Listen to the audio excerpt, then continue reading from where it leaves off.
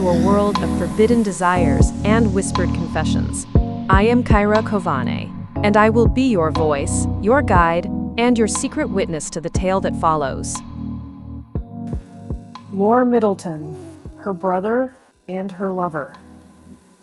St. Kitts, 1890. The remarks which Emily had made regarding the share Laura Middleton had had in opening up her ideas on the subject of the mysteries in which she had now been fully initiated had not escaped my observation. It so happened that at that very time I was under an engagement to pay a visit to the Middletons, who were very distant relations of my mother. It of course occurred to me that it was possible I might be able to turn the information I had thus acquired to some account. Laura and I were old friends. She was about 2 years older than I, a very handsome, fine-looking girl, but as I had then fancied, upon rather a larger scale, and quite seated my taste. We had always been on very good terms as children, but she had a sort of haughty, imperious air, which, joined to the difference in our ages, had operated in a manner that would have prevented me from thinking of taking any of the reading for these. When I again met her on arriving at their country seat, I found that a considerable change had taken place in her person, but probably this was merely the natural result, that the preceding 2 years, during which I had not seen her, had worked. I too had grown considerably during this period, more so in proportion than she had, and now her height by no means appeared to me to be too great, and altogether I could not help acknowledging to myself that I had rarely seen a handsome.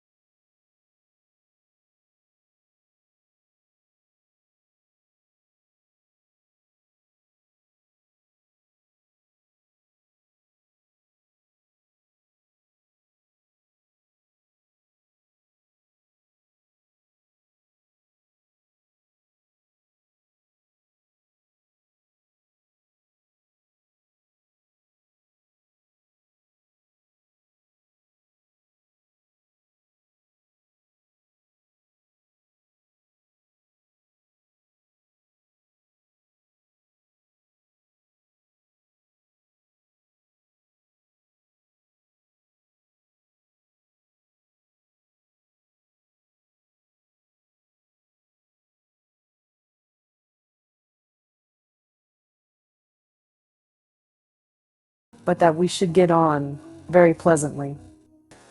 On going to my room to dress for dinner, I found a servant girl engaged in making some of the arrangements which the change of apartments had necessitated. On my entrance, she was going to leave the room, but seeing that she was a very nice-looking young girl, I said she need not run away in such a hurry, that surely. She gave me an arch look, as if taking the measure of my capacities, and replied with a smile that she did not think she needed be afraid of such a nice-looking young gentleman. This I thought was a fair challenge, and it induced me to take a better look at her. I found she was a very well-made country girl of about 19, with some very promising points about her. I therefore kept her in conversation for a short time, while I went on with my washing operation. Finding she was in no hurry to leave me, I went up to her as she was engaged in putting the bed in order, and snatched a few kisses. I then commenced playing with her bubbles, and taking some further liberties with her. As my proceedings met with very little resistance, Beyond a few exclamations of, "Oh, for shame, I did not expect such conduct from you," I proceeded with my researches, and without much difficulty I succeeded in raising her petticoats and getting possession of her straw. On insinuating my finger within it, I found it to be tighter and even more inviting than I had anticipated. She soon became excited with my caresses and the titillation which my finger kept up without her fortress, and I succeeded in laying her upon the bed and throwing up her clothes so as to disclose it fairly to my view.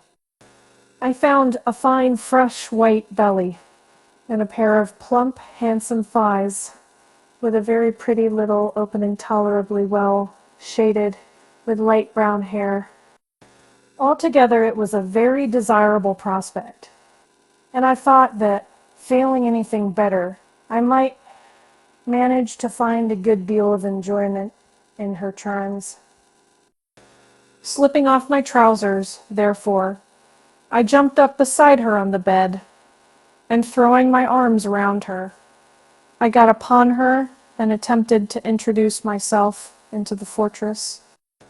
But here I found greater resistance than I had anticipated from her previous conduct. I had observed, however, the effect my caresses had produced on her senses. I thought the best plan would be to endeavor to excite them still more. So, insinuating the finger of one hand again into the critical spot, and with the other drawing my shirt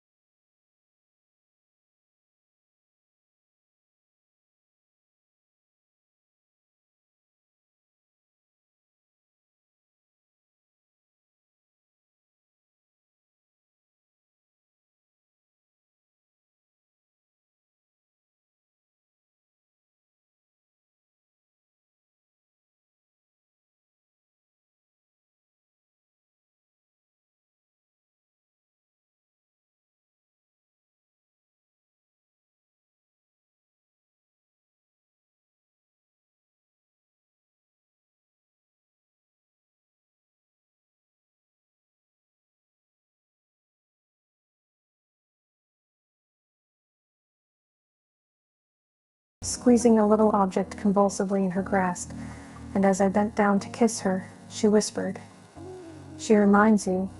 She won't tell anything. I can easily make her keep quiet." This speech not a little astonished me, for from what I knew of Laura, I thought she was the last person in the world to make a confidant of her waiting maid. But I was aware that this was not the moment to expect any explanation, so I jumped out of bed, bolted the door, and speedily returned to the charge, when I found that the opposing party had given up all idea of defense and was quite ready to meet my advances. Stretching herself out in the most favorable position, she allowed me again to mount upon her, and taking hold of the instrument of love, she herself guided it to the proper quarter. To my surprise, however, the entrance was much more difficult than I had expected, and I soon found that I had overrated Master John's capacities, and that the fortress, though not a maiden one, had not previously been entered by so large a besieging force. Or so, to the end, that I have many spent near signs in rub time, but my mother. Once fairly established within my new quarter, we mutually exerted our utmost endeavors to gratify each other as well as ourselves, and the result of our efforts soon led, much to the satisfaction of both parties, in the temporary subjugation of gratified by finding that the issue had been much more satisfactory than I had expected. Maid it was then telling her to be still for a few minutes and that we should shortly enjoy ourselves again. I began to question her regarding the matters in which I felt interested. I thought it better at first not to allude to Laura, so I commenced by inquiring about John, and I soon found that the one subject led to the other. It appeared that John was the undergroom whose duty it was to attend upon Miss Laura, and she rode out. John had courted Betsy for some time previously, and had been admitted to all the privileges of a husband on condition that he should marry her as soon as he could obtain a situation which would enable him to support her. Betsy, it seems, was rather jealous, and John, to tease her, had pretended that he was on terms of intimacy with his young mistress, a statement for which there was not the slightest foundation. Betsy's suspicions, however, being once roused, were not easily set at rest, and this led her to pay more attention than previously to her young mistress's proceedings. She had sometimes wondered what induced Laura to go out by herself almost every morning before breakfast, and now fancying that it might be for the purpose of meeting John, she resolved to watch her and ascertain if her suspicions were correct. She accordingly followed her, and found that she invariably made her way to a small summer house at a little distance from the house. What Sablin was that Laura was about with John matched her. Miss Laura resorted to the place for the purpose of consoling herself with a very insufficient. As Laura slept in the same room with her aunt, she had no opportunity of thus indulging herself. I drew all this gradually from her, leading her on by degrees, and trying to make it appear that I had no particular interest in the subject. Her story, however, had such an effect upon a certain part of my body, which was still embedded within her, that she could not help feeling, as she proceeded with her tale, the impression it made upon me. Indeed, when she came to relate the discovery she had made, I was obliged to stop her and proceed to a repetition of our enjoyment, in order to allay the fire which had been so fiercely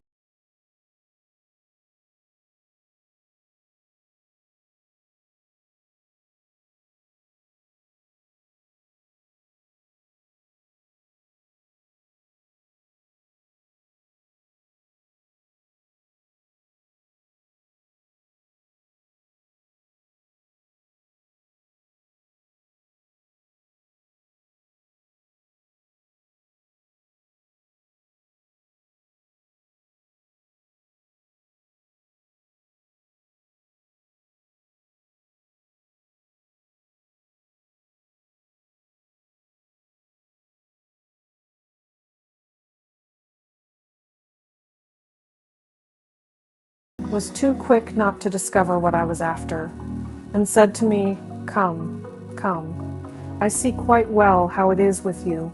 You would like this pretty little gentleman I'm playing with. Oh, you need not try to deceive me." I felt how it swelled up within me whenever I mentioned her name, and how firm and stiff it grew when I told you what I had seen. "Well, it would be almost a pity not to let you take compassion upon her. It is very hard she should be reduced to such a miserable contrivance, and she might have such a delicious charmer as this to amuse yourself with. But I am afraid you would have some difficulty in getting it in, more than you had with me. Why, her little plaything is not much bigger than my finger. Even John's, though it is not near so big as this, is better than it. But as for this wicked fellow, I can hardly grasp it in my hand, and I don't see how you will ever be able to make it enter into such a little chink as she has. However, I dare say you will be able to manage it somehow.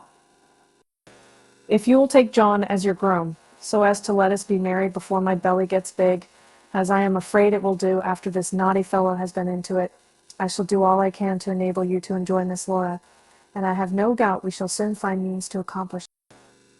What do you say? I replied that I was afraid such an arrangement would hardly answer. In the first place, I could not turn away my present servant. And secondly, I was afraid that if John learned my service, he might perhaps be apt to be jealous of his master. But she laughed and said that would never do. She, however, soon came to an agreement that I should exert myself to find a better situation for John, and I promised her that if I succeeded with Laura, she should make her a present of £50. She stipulated that she was sometimes to have the enjoyment of the charming article, which she still continued to fondle. And this I willingly promised, but I warned her that she must be very careful that her mistress should not suspect our intercourse in the least. I easily satisfied her that even for her own sake the utmost caution was absolutely necessary, and having now obtained all the information she could give me, and the dinner bell ringing, I hastened to the drawing room. If I had perceived an alteration in Laura's appearance, she had evidently been no less struck with the change that had taken place in my person, and she expressed her surprise at my having grown so much. Knowing, I fancied, I could perceive that there was some curiosity to ascertain what was the extent of the change my self-made escape.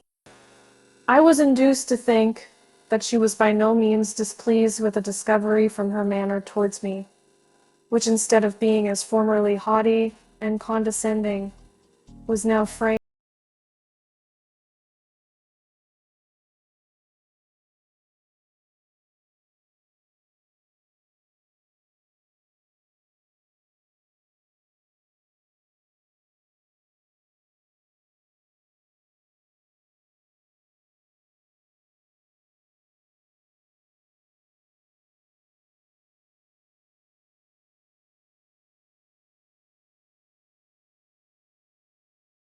Observed me, and thinking that the movement arose from shyness at meeting a party of comparative strangers, she came to me and entered into conversation. The charms of her person, more especially after all that had just passed with Betsy regarding her, again raised the flame to an even greater height than before, and the effect was plainly visible through a pair of thin trousers. I soon saw, by her heightened color, that the consequences were not unobserved by her. I was afraid at first that she might be annoyed by so open a demonstration of the effects of her charms, but to my great delight she showed no symptom of being offended, and that the continuing to converse. Finding this to be the case, I soon recovered my self-possession, and being desirous to make as great an impression on her senses as possible, I placed my self-possession and being desirous to make as great. She took no notice of this, but I knew it could not escape her observation. When a general move was made to the dining room, she took my arm and said that, as I was a stranger, I must allow her to take charge of me, until I became a little better acquainted with the company. I willingly assented, and for the rest of the evening I attached myself to her. Without attempting to take any liberties with her, I omitted no opportunity of letting her see the full effect of her beauty and charms upon my senses. The next morning, I was up early and on the lookout. From Betsy's description, I had not been able exactly to understand how I could manage to surprise Laura during her amusement, and I determined to watch and follow her and be guided by circumstances. Sometime before the breakfast hour, I saw her leave the house by a side door and proceed through a part of the park, which was a good deal shaded with trees. I took advantage of the shelter thus afforded me to trace her steps, unperceived, until I came in sight of the summer house, but to my dismay, I found that it was impossible to follow her any further without being discovered. The building was circular, consisting of woodwork. To the height of about 4 feet, and above that glass, all bound. It was situated in the center of a flower plot of considerable extent, in which the bushes were kept down and not allowed to attain any size. It was therefore admirably adapted for the purpose to which it had been applied, as no one approaching it could well see, while the party in the interior could command an uninterrupted view all round and discover. I was quite aware that it was most important to avoid giving her any alarm or making her suspect I had any idea of her proceedings, and I resolved not to attempt to approach her that morning. So, selecting a tree, which was situated in such a manner as to command a complete view of the summer house, I swung myself up into it and soon gained a position from which, with the assistance of a small telescope I had taken with me, I could obtain a good view of her. I very soon discovered that Betsy's story was perfectly correct. She had apparently no time to spare, for taking out the little instrument from its place of concealment, she seated herself on a couch from which she could command a view of the approach from the house. Then, extending her thighs, she drew up her petticoats, and inserting the counterfeit article in the appropriate place, began her career of mock pleasure. I watched all her proceedings with the greatest enjoyment, and such was the effect produced upon me that I could not help following her example. I drew forth my excited member, and as she thrust the little bijou in and out of the delicious cavity, in which I so longed to replace it with a better substitute, I responded to every movement. I allowed her to get up and return to the house without her perceiving me, and when we met at breakfast, she was not even aware I had been out. The day passed very pleasantly. She was evidently flattered with the devotion I showed her, and seemed no ways indisposed to try to what length her encouragement might carry me, probably thinking that she could at any time check my advances, should they become too. In the course of the day, I again visited the summer house, and ascertained that I had no chance of surprising her there without making some alteration in it, as somehow I would have created it with un-Portuguese. In the meantime, I resolved to try the effect of a bold stroke. Getting up early the next morning, I proceeded directly to the summer house, and waited there till she made her appearance. Having made certain that she was alone, I stretched myself on the couch as nearly as possible, in the attitude she had assumed the previous morning. I then unbuttoned my trousers, and drew them down below my knees, and at the same time turned up my shirt above my waist, thus exhibiting the whole forepart of my person entirely naked. Then, grasping my stiffly erected weapon in my hand, I exhibited myself performing the same operation, which I had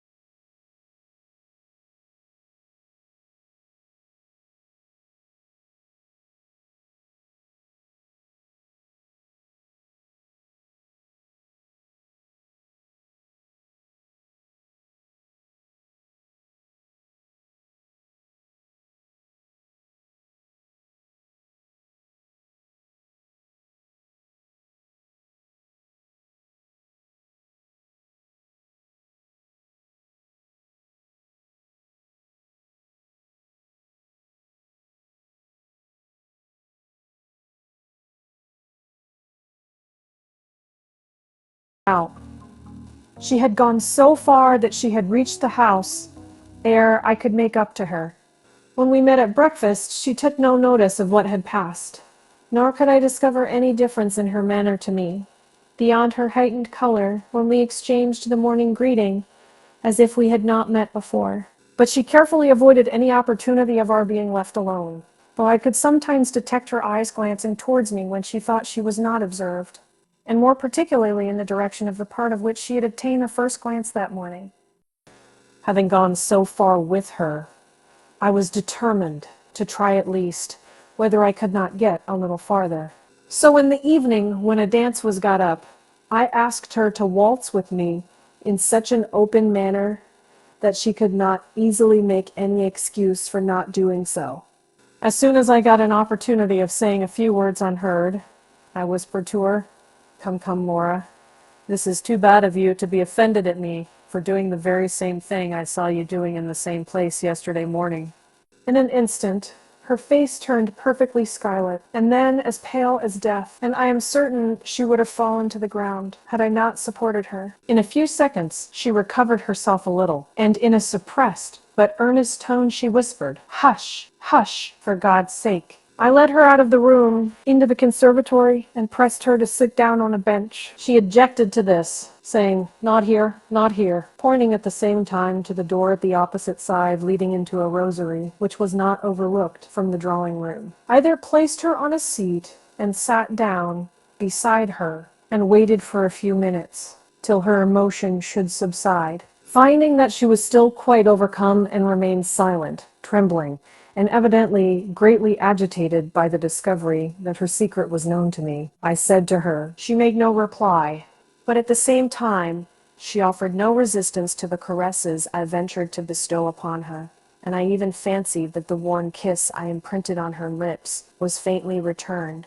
I went on to say, "I cannot tell you what bliss it would give me if you would only allow this little charmer to take his proper place, instead of the wretched substitute I so much envied yesterday.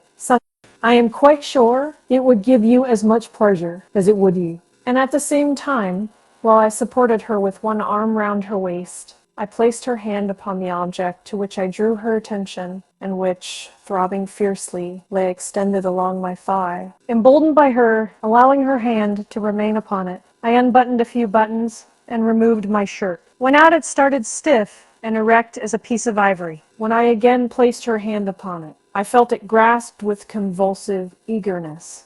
Excited beyond measure by this, I slipped my hand under her dress, bringing it up along her thighs until it reached the object of my adoration, and gently insinuated a finger within its moist lips. The touch of my finger, however, within such a sensitive spot, seemed to rouse her at once, for she started up, saying, "Not now, Frank, not now, dearest. You must let me go.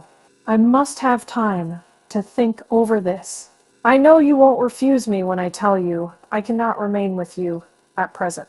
There, that is a good boy. Go back to the drawing room, and I shall follow you immediately." At the same time, she gave a fond pressure on the sensitive plant she still held in her grasp, imprinted a warm kiss on my lips, and then tore herself from my arms. I felt that the place was not such as to enable me to attempt to carry the matter farther at present, and delaying for a minute or two in the conservatory that I might calm down my excitement a little, I slipped quietly back to the drawing room. To cover the agitation I still felt, I again joined in the waltz, with the first partner I could find. In a few minutes, Laura returned to the room, nor could anyone have possibly discovered from her manner that she had so recently undergone such violent emotion. I could hardly believe it possible that the seemingly proud and haughty girl was the same panting, trembling creature who had so recently been in my arms. I soon, however, found reason to regret I had not chosen a more fitting reason for my denouement, in which case I might perhaps have turned it to greater profit than I appeared likely to do. With the morning, she had recovered all her coolness and self-possession, and had evidently determined on the course that she was to pursue. She did not leave her room till breakfast time, and afterwards evaded all my stratagems to obtain a private interview with her. After luncheon, the horses were brought to the door, and a large party started out for a ride. When we had gone a short distance, she contrived to let the others get ahead of us, so as to leave us alone together, for I had got her to dispense with Master John's attendance when I accompanied her. She then turned up a quiet lane, which led to a common where there was little chance of our meeting anyone, or where the many bushes, scattered in large clumps over it, were high enough to conceal us from observation. Then, without any hesitation, she entered at once on the subject which engrossed all my thoughts. She said she could not imagine how I could possibly have discovered her secret, but that as it was clear I had done so, it was no use for her now to attempt to deny it, and that she was quite sure I would not make any use of it that could be injurious to her. "But don't suppose," said she, "that I am offended at the manner you took of showing me you had found out my propensity. It was a very good idea, and I shall be delighted to become better acquainted with my new friend," at the same time placing her hand upon him. "He is a very handsome little fellow, but I must tell you frankly that though I shall be happy to contribute as far as I safely can to afford him amusement, he must not expect that I can allow him to do what might get me into most serious difficulty. Perhaps, after a time, even this may be managed, but at present it is out of the question. So he must be contented, for the present, with the pleasures I can safely afford him."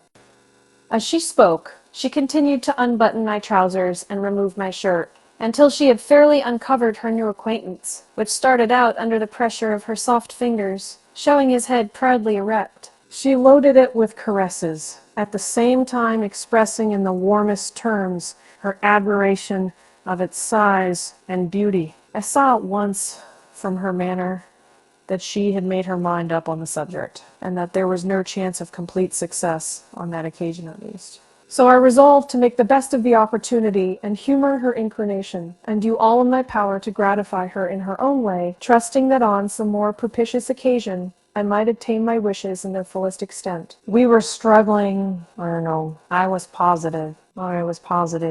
I said that all I desired was to contribute to her happiness. She said she was curious about it, and would be delighted to have a better view of it, and see what it could do. I immediately unbuttoned my braces, and let down my trousers, and tucked up my shirt under my waistcoat, then, bringing my leg over the horse, so as to sit on one side in her own fashion, exposed everything to her view. She seemed perfectly enchanted, as she took hold of and played with the ivory column, and uncovered its ruby head and explored the secrets of the pendant receptacles of the liquid of life. She seemed to be fully aware of the effect of her soft hand moving up and down upon the object of her worship, and she watched with eagerness the consequences her operation produced. I did not attempt to conceal my emotions from her in the least, and gave myself up to the voluptuous sensations which her proceedings could not fail to occasion, but I recognized that it was a strong magic. She gazed upon the charming sight with evident delight, and dwelt upon every excited motion I made, endeavoring by every means in her power to heighten and increase my enjoyment. When I had in some measure recovered from the pleasure trance, I threw my arms around her, and thanked her for all the pleasure she had afforded me, and I was not fair that I should enjoy all the delight. She said at once that she would not get off the horse, but that if it would afford me any pleasure, she was quite willing that I should do anything I liked with her in that position.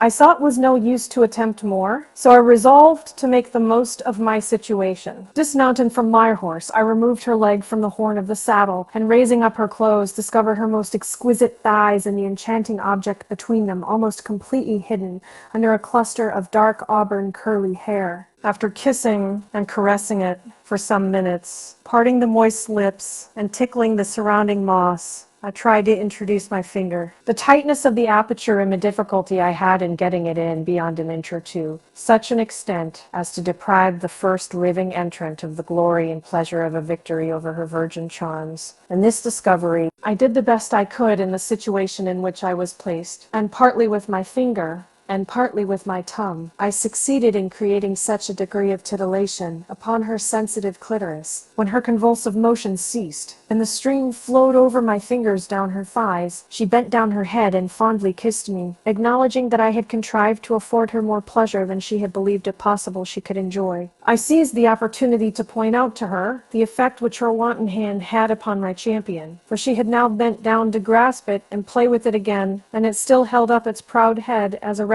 as ever. I endeavored to persuade her that what she had experienced was nothing in comparison with the bliss he could bestow upon her. But she remained firm and would not allow me to give her a practical illustration of my theory, though she was so delighted with her little friend that she continued to caress and fondle him whenever she could, almost all the way to 2 or 3 seeings of this nature followed in the course of the few following days, and still I could not contrive to get further with her. I therefore resolved to try the effect of a stratagem that had occurred to me. Though she had resisted all my entreaties to meet me at the summer house, I had told her the day after our explanation that I would not act so cruelly to her as she did to me, but I was desirous to contribute to her amusement. I kept a watch upon her, but never could catch her there, though I soon became aware from the change in the position of the books that she occasionally visited the place when she knew I was away and could not surprise her. I selected a day on which a party was made up to visit some objects of curiosity in the neighborhood, and when she had announced her intention to stay at home, having already been often at the place,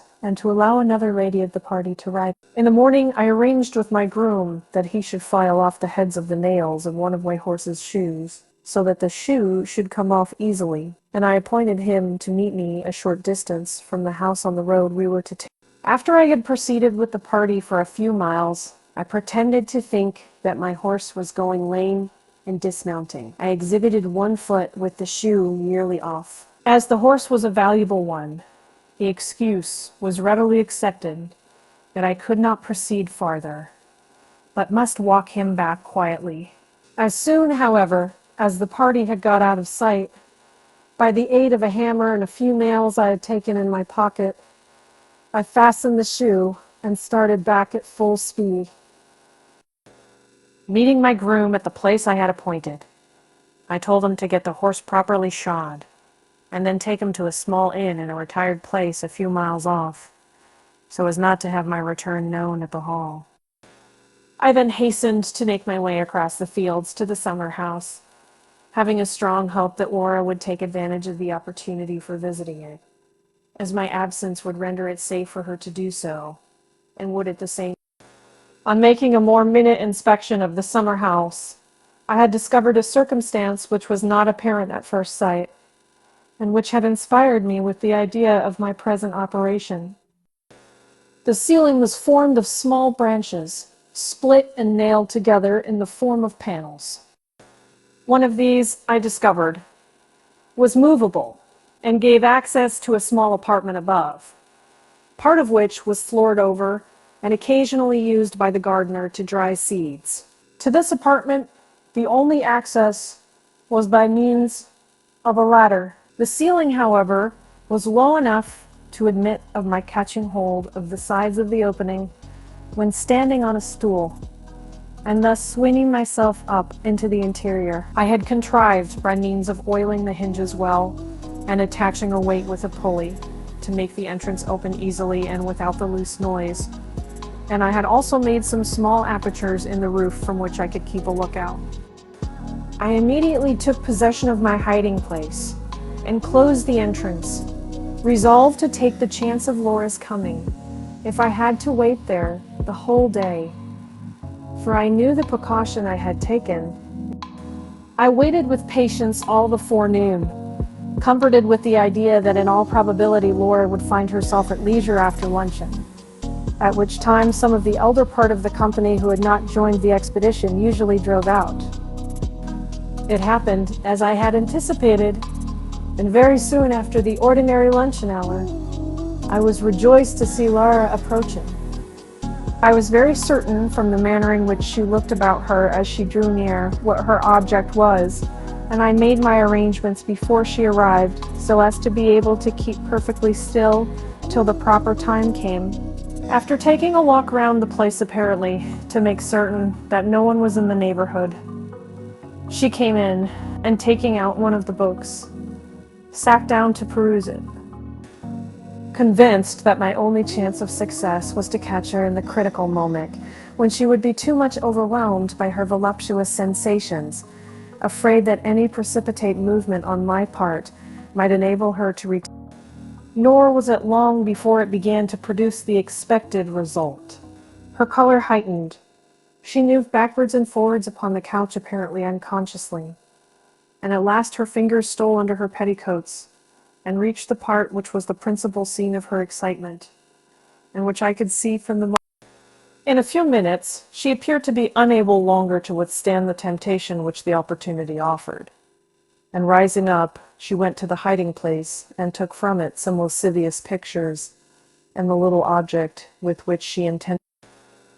After heightening her desires by an attentive examination of the seductive plates, she raised her dress and stretched herself on the couch, and after a little toying with her finger, she separated the ruby lips and introduced. Even then, I have the patience to wait until she had made use of it for some little time, and until I could discern from sundry sighs that the pleasure it was giving her was approaching a climax. Then gently raising the trap door, and catching hold of the sides, I quietly let myself drop into the apartment below.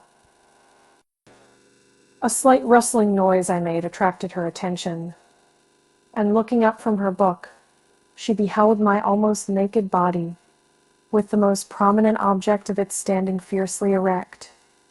For at this sight, so suddenly and unexpectedly presented to her, without her at first being able to discover who it was, that she was so struck with surprise, aware that if I was to profit by the opportunity, I threw myself upon her, and instantly, without the least hesitation, replaced it. I was quite aware I should find some difficulty in getting admission, but most fortunately, her situation was so extremely favorable that I was enabled so far to effect my object as to get the head of my weapon. Then, indeed, she attempted to rise up, exclaiming, "Oh, Frank, Frank, this will never do." By this time, however, I had got my arms fairly round her waist and held her locked in a close embrace, and while I endeavored to stifle her remonstrances with burning kisses on her fair lips, I exerted my utmost efforts to improve my position. My thrusts and heaves, drizzling with the greatest vigor my burning passion could inspire me with, evidently hurt her severely, but this I had expected and was fully prepared for, as I was aware from my previous inspections of the charming. Her very struggles, caused partly by pain and partly by apprehension, as she endeavored to rise up, and only aided me in effecting my purpose, and my victorious champion. The effect upon her, however, was not so immediately delightful as it was upon me. The pain occasioned by the last few thrusts by which I had completed the achievement had been so severe as to make her abandon her resistance, and when it suddenly ceased, on my weapon obtaining complete entrance, she sank back on the couch as if exhausted. I followed her example and sank down upon her, pressing her more closely in my arms, and being now relieved from the necessity of using force, I regulated the movements of my victorious champion. But with the removal of the pain, her apprehensions revived, and she again entreated me to let her rise. Her request, however, now came too late, even had I been disposed to comply with it, which I certainly was not. The excited state into which she had worked herself previous to my appearance. Before she had time to repeat her request, and even before I was quite prepared to respond to the tide of joy, her head again sank back, and she exclaimed, "Oh, oh, delicious. Oh, dearest. Oh, I can bear it no longer." Her ecstatic movements while in the act of enjoyment were all that was required to make me join in her delight, and pouring forth a torrent of bliss, I sank motionless on her breast, enjoying a happiness that may be conceived, but cannot possibly be described.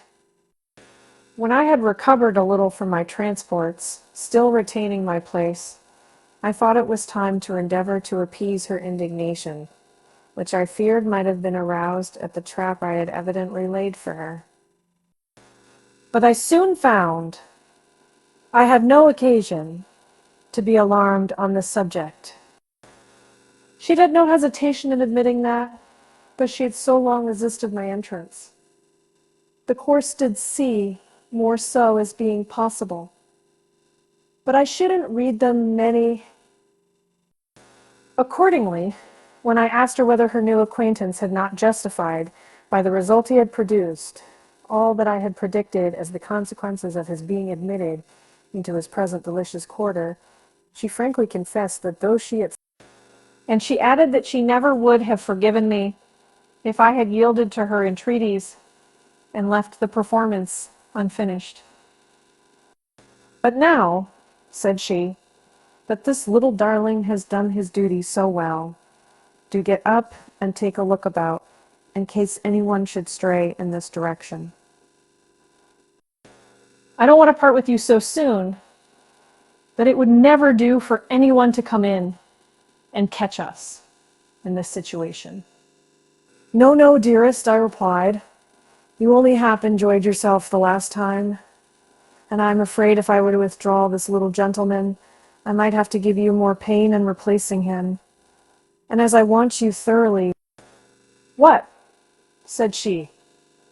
Do you mean to say he can do it again? Oh, that would be delicious. But I am so frightened for anyone coming. Well, dearest, just keep your arms around me, and I shall raise you up till we can take a look about us. And clasping her round the waist, so as to keep us still firmly united by the pleasantest of all links, I raised her up to a position from which we could command a view all round us, and thus satisfy ourselves that all was. Then gently laying her down, I again commenced operations. At first, thrusting my weapon cautiously and gradually in and out of the charming orifice, so as to avoid the risk of hurting her. But I soon found there was no danger of this.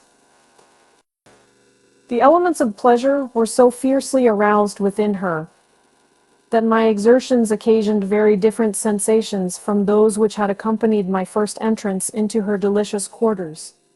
And in a few minutes, for the first time in her life, she thoroughly enjoyed the most exquisite of all sensations a woman can be blessed with, that of having her most sensitive region fully gorged with the masterpiece. There was not a moment from the time when I half withdrew and again inserted the delicious morsel, the possession of which she so much enjoyed, till the overwhelming bliss of mutual emission. When our second course was finished, I withdrew my still unexhausted weapon, which, notwithstanding its double victory, still held up its head bravely, but I was somewhat horrified at the mingled tide, which now poured out its crimson. She was in great distress lest it might betray her, but I managed to prevent any of it getting upon her dress. As a big thing, I first removed all marks of the conflict. When I worked, finding the cooling sensation was grateful to her, I continued the application until the sight of her charms, thus freely exposed, made the author of the mischief so wild at the contemplation of the effects of his own deeds. She hesitated a little from the fear of the pain accompanying his re-entrance in the present tender state of her interior. But seeing that he also bore bloody marks of the fray, she insisted on reciprocating the good offices I had bestowed upon her, and taking the handkerchief, she proceeded to remove them by tenderly bathing the little gentleman. Pretty well aware what would be the consequence of this proceeding, I allowed her to take her own way. And as even the application of the cold water failed to quench his ardor, she at length admitted that there was nothing for it but to renew the combat, and we accordingly returned to the summer house. Notwithstanding all my care, the pain I occasioned her while getting fairly established within her was very severe, but she persevered in her efforts to introduce him to his old quarters, until she had effectually accomplished. As soon as I fairly reached the bottom, I desisted from the attack and allowed her to remain quiet till all her suffering had entirely subsided, and she was again in a condition to be able to enjoy the potion. The first hot eagerness of novelty being now over, we both felt disposed on this occasion to prolong our enjoyment as much as possible, and telling each other, "The sequely million meters crossed myself and my son, and my similar squeezing was so man, but it was described by sequence and buts, friend my father." But at length we could restrain ourselves no longer, and then again commenced a furious struggle of mutual heaves, and thrusts intermingled with burning kisses and fond caresses. By this time she began to be afraid that her absence might be noticed, and insisted that it was time for her to return to the hall. Before she left me, I easily persuaded her to resume her morning visits to the summer house, and to allow me to meet her there. I satisfied her that there was no risk in this, as in the event of anyone coming to the place by chance, I could easily take refuge in my hiding place so that no suspicion could arise if she were found there alone. For several mornings we continued to indulge ourselves with a repetition of our amorous pranks, and every meeting only added to the zest with which we gave ourselves up to every mode of enjoyment we could devise. The sole drawback to our pleasures was the impossibility in such an exposed situation of enjoying the sight and the touch at once of the whole of each other's charms, and I anxiously watched for any opportunity when we might be able to accomplish this. One forenoon Lady Middleton had accompanied the rest of the party on a visit to some friends in the neighborhood, from which they were not to return till night, leaving at home only Sir Hugh, Miss Middleton, Laura, and myself. I had made some excuse for not accompanying the party, but my real reason was the wish to have an opportunity of meeting Laura, as she had been unable to keep her appointment with me that morning. I always looked up.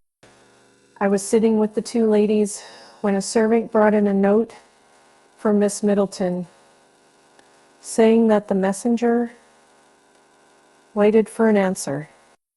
She read it and said to Laura, "This is very provoking. It is a note from Mr. Percival asking me to come over and meet the Savilles at dinner. I should like so much to go, as all our party are away today, and I shall not have another opportunity of meeting my old friends. But I am afraid there is no conveyance to take me.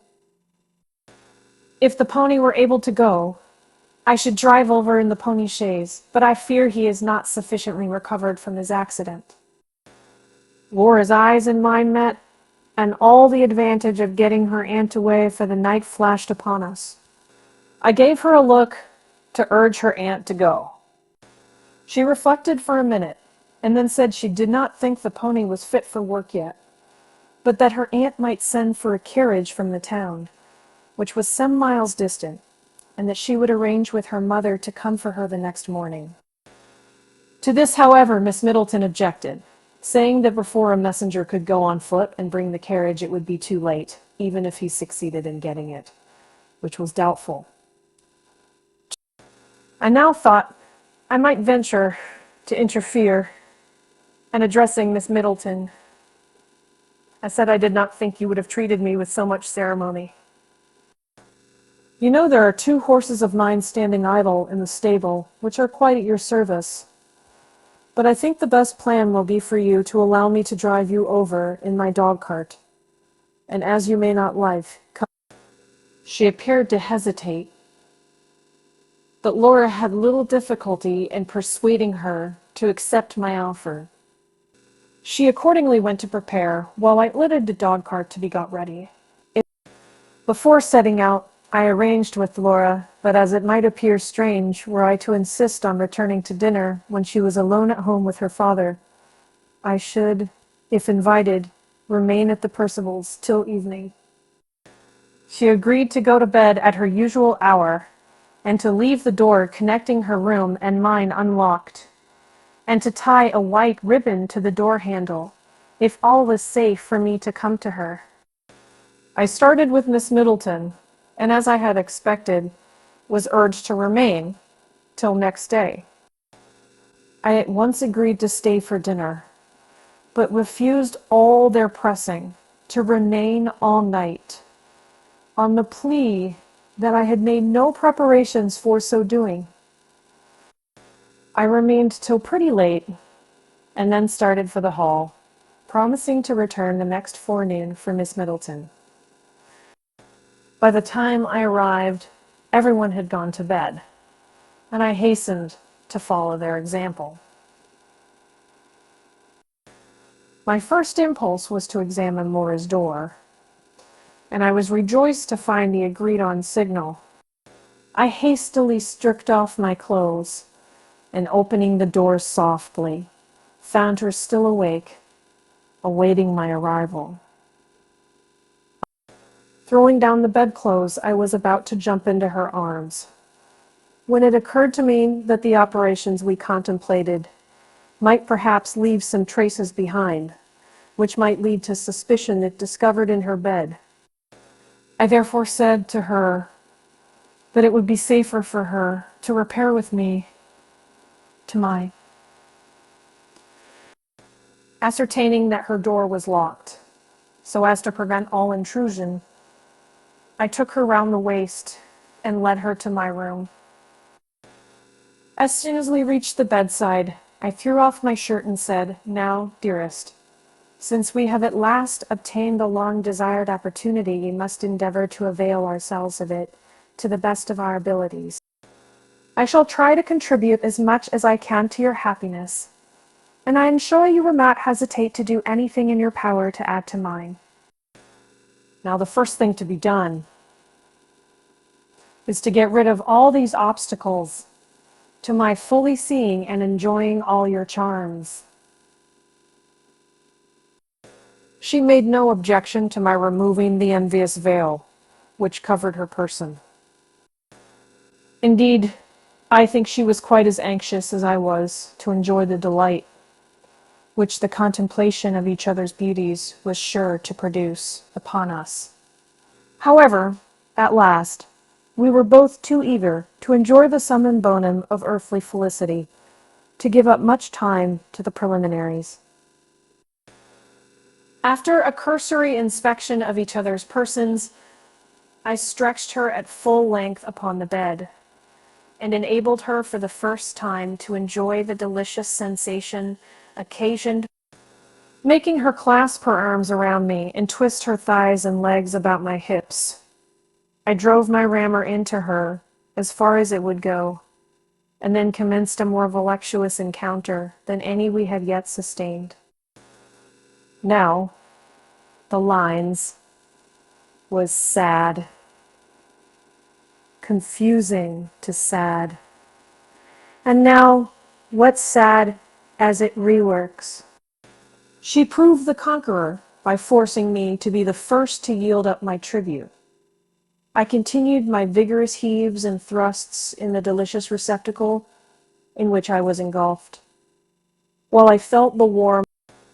Then, with a warm kiss, we ceased our efforts and lay for a while locked in each other's arms, still joined together by the tender tie that bound us in a perfect heaven of luxurious delight. If we could have reckoned upon a similar enjoyment every night, we would both have remained thus closely embracing for the whole night, without desiring greater pleasure. But the slight view of her splendid charms I had already enjoyed had only heightened my desire for a more minute inspection of them, and I could not afford to lose the opportunity thus fortunately presented to me. As in my rock was the gaiety. I know myself, but I was dealing with a person. I gave that down. My gay friends were described by the fixed suit. No part of her escaped my ardent gaze and eager touch. She willingly yielded to my wishes. May, She even seemed gratified by my eagerness, and placed herself in every position in which she fancied I should be able to detect a new beauty. Every portion of her body, both before and behind, was in succession the object of my adoration, and was covered with the most passionate and thrilling kisses and caresses. The effect of this may easily be imagined, and it was not long before the imposing majesty of my overjoyed pleasure-giver showed to her, and equally convinced me, of the necessity we were under of cooling our ardor. After this was happily concluded, she insisted on having in her turn the same privilege I had enjoyed, and she made me undergo the same minute investigation to which she had been subjected. Her curiosity was excessive. Every object underwent the most searching examination, and of course all those parts in which there was a difference between us were more particularly and vigorously explored and discussed. It was impossible for me to remain insensible to her lascivious caresses, which again roused the fire within me. My staff of love started up proud and erect, as if eager to exhibit its full proportions to her ardent gaze.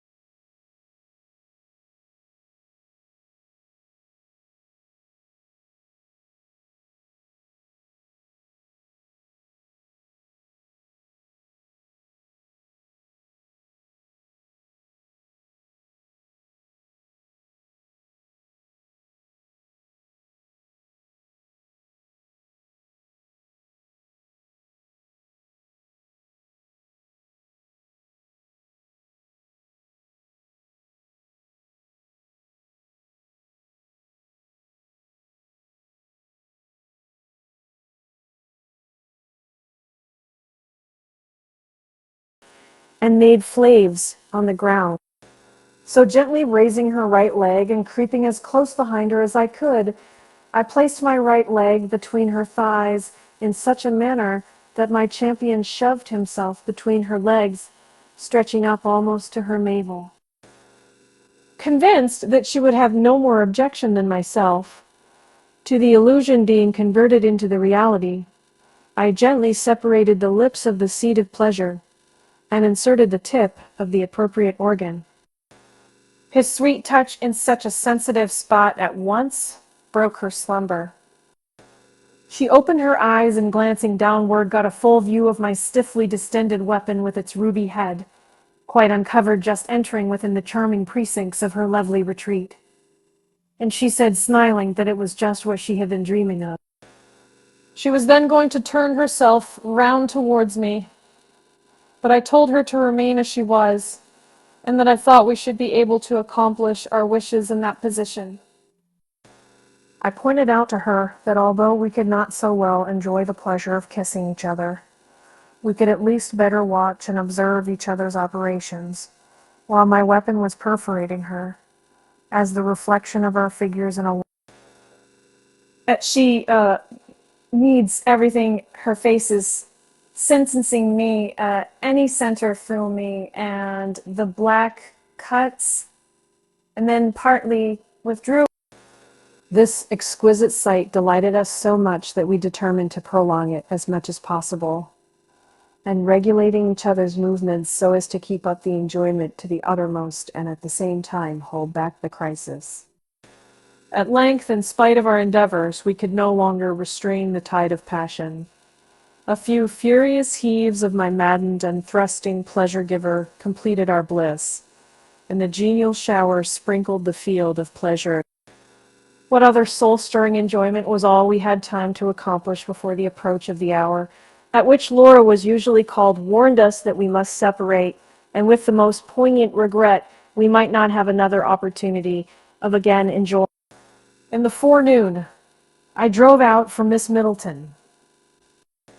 As her friends wished her to remain, I of course endeavored to persuade her to do so, and offered to come back for her on any day she might fix. But she insisted on returning home that day. I had, however, the satisfaction of finding that she had made an arrangement with the friends whom she had gone to meet, to pay them a visit for some weeks, as soon as they returned to their own abode, which they were to do in about a week. One circumstance, however, occurred the same day which rather counterbalanced the pleasure with which I received this intelligence. Young Master Frank, on leaving school, had gone to pay a visit to a schoolfellow, but a letter had arrived from them that morning to say that he would be home the next day. Now his arrival and consequent occupation of the room between Laura's and mine threatened to prevent the constant agreeable intercourse which I had expected to be able to keep up with her during her aunt's absence. I felt very much annoyed at the idea, and urged her, if possible, to get some arrangement made by which he might occupy some other apartment. She said, however, that she was afraid to make any such proposal to her mother, for fear of exciting suspicions as to her object, or of occasioning my removal to another room, which would be equally destructive for her project. On the whole, she took the matter so quietly and coolly that I was rather astonished, considering the enjoyment she evidently had in our intercourse. A little annoyed at this, I made up my mind that if my young friend retained any portion of the youthful beauty I remembered him to possess, I would endeavor, if possible, to make up in his arms for the enjoyment he would deprive me of by keeping me out of his sisters. His first appearance at once decided me to follow out the idea that had occurred to me. Some years younger than his sister, and just of that delightful age, when the passions of manhood, he was, if possible, more captivating. Indeed, when upon one occasion I dressed him up as a girl, it was almost impossible to distinguish between them, and he might easily have passed for her, even among her intimate acquaintances. We became good friends at once. When the ladies left the table after dinner, I made a sign to him to come over beside me, and he was very soon communicating to me all his secrets. I easily led him to talk of his schoolfellows and their amusements, and when the party rose to join the ladies, he was in the midst of the details of the history of one of the elder boys, and he was somewhat envious. When we went to the drawing room, he wanted to continue the history, but I said to him that it would be better not to do so there, but that as he slept in the next room to mine, he might come to me after we had retired for the night, when we would have a better opportunity for discussing the subject.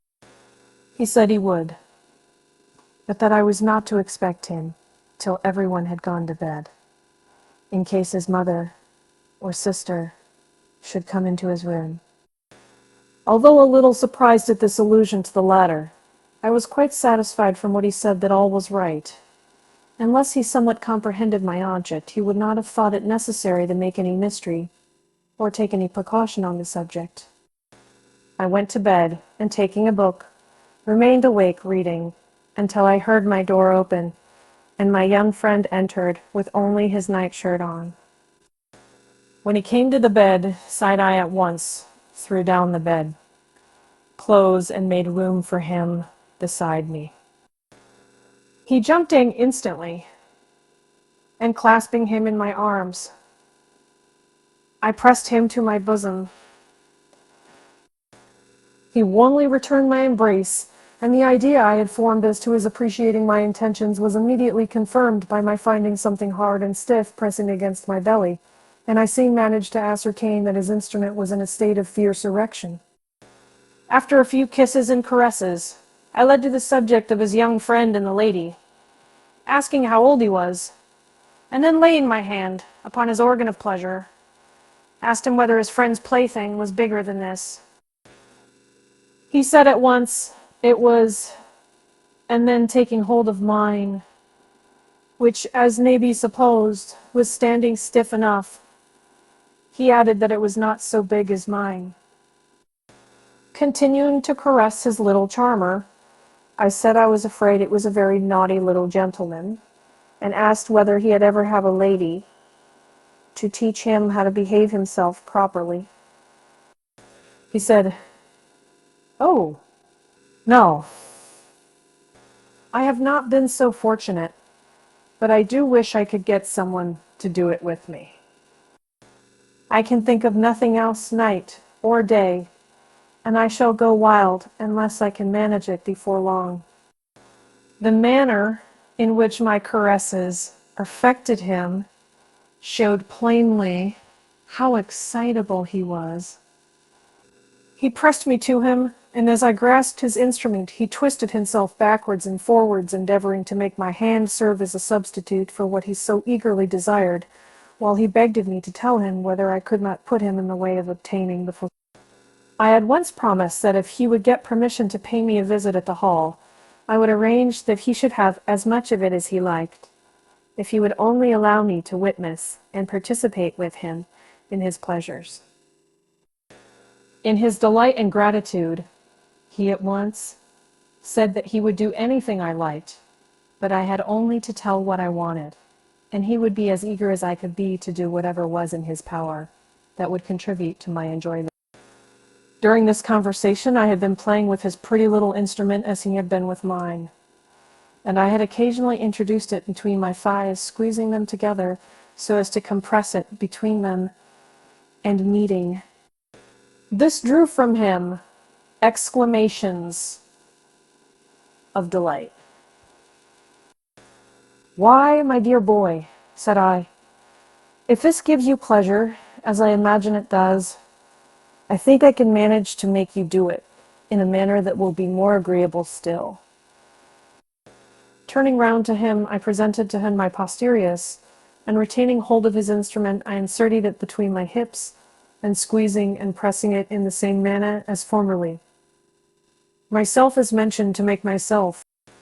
This seemed to gratify him extremely, and he repeatedly thanked me for the nice way in which he said I made him do it, and protested that he had never enjoyed it so much before. I told him I thought I could make it even pleasanter.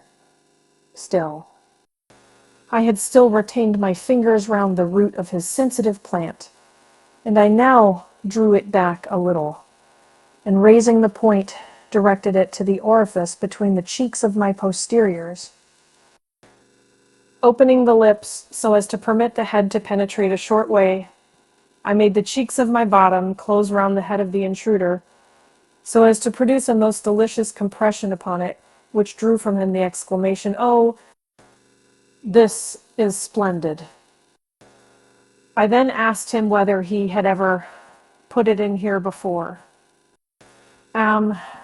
He seemed a little surprised at the question, and said, "No," and then putting down his hand, and ascertaining the little charmer's head was actually within the lips of the orifice, he, "Just try, my dear boy," was my answer.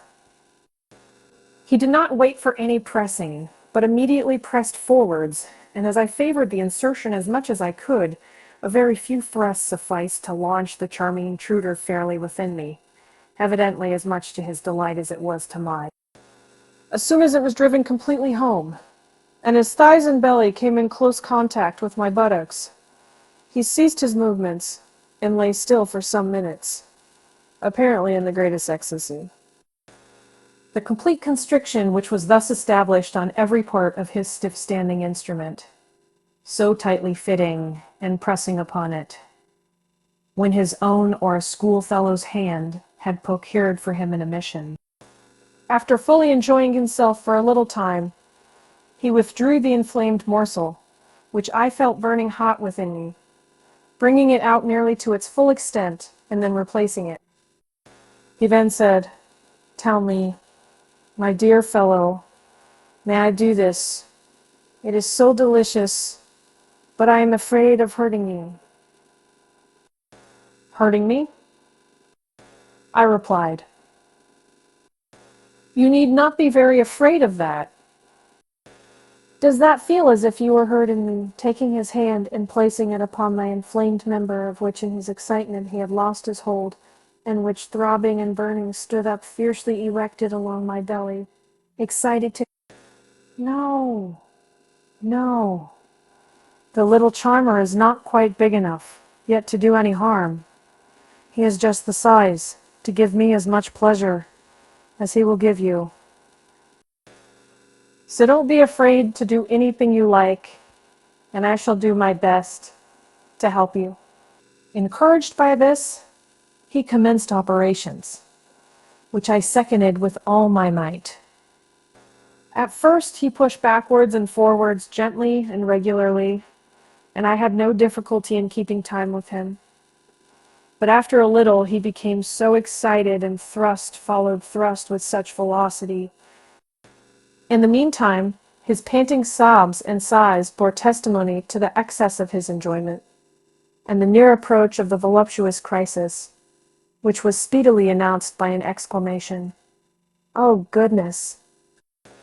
I felt my delightful invader pressed into me with all his force, as if he wished his whole body could follow. I endeavored to add to his delight by a few movements on my part, for he was now overcome with pleasure as to be almost incapable of motion, and contracting the mouth of the orifice as much as I could. I succeeded in this so well that he has often told me, since, that in all the amorous encounters he has subsequently been engaged in, and they are not a few, after he had lain quiet for a little while, I felt his somewhat attenuated weapon slip out of me. He then turned himself round, presenting his buttocks to me, and tried to get him in, and just about the character, inciting himself. I was amused and delighted with his eagerness about it, but fearful of hurting him. I did not attempt to force my way in, until he asked me why I did not assist him in getting it farther in. I said simply because I was afraid that as he had not tried it before, I might hurt him the first time, but that if he would allow me to try, I would endeavor to do it with as little suffering to him as possible. He at once told me to do anything I liked, that he could not expect me to allow him to enjoy himself within me again unless he reciprocated the pleasure, and that he would willingly suffer any amount of pain to be permitted again to taste the.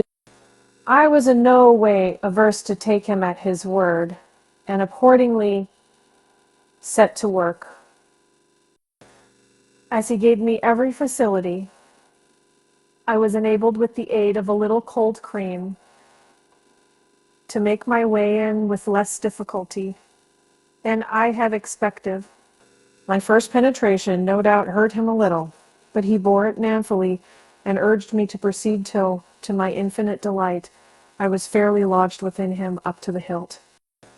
The avenue was as tight and delightful as possible, but it was of that charming elasticity which yielded sufficiently to admit the invader, and at the same time pressed upon him with that degree of force which occasioned the most consummate voluptuous.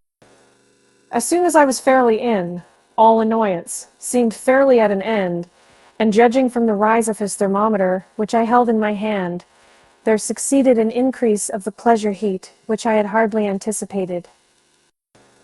The result was that, eagerly availing himself of the lessons I had given him, he set to work so deliciously and exerted himself so much to promote my pleasure that, in spite of my efforts, after some little fondling of each other, he again wished to repeat the operation.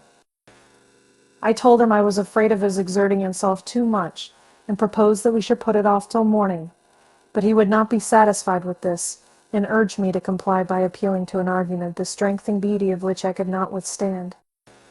Again, this fascinating charmer was plunged into my interior, with the same lascivious results, and again I was rewarded for my compliance by the full enjoyment of his delicious charm. I awoke early in the morning before he did, and I delighted myself with a view of all his naked charms while he still slumbered. I was unwilling to awaken him, even to satisfy my own raging desires inflamed by the sight of such beauty, for I saw that his lovely champion.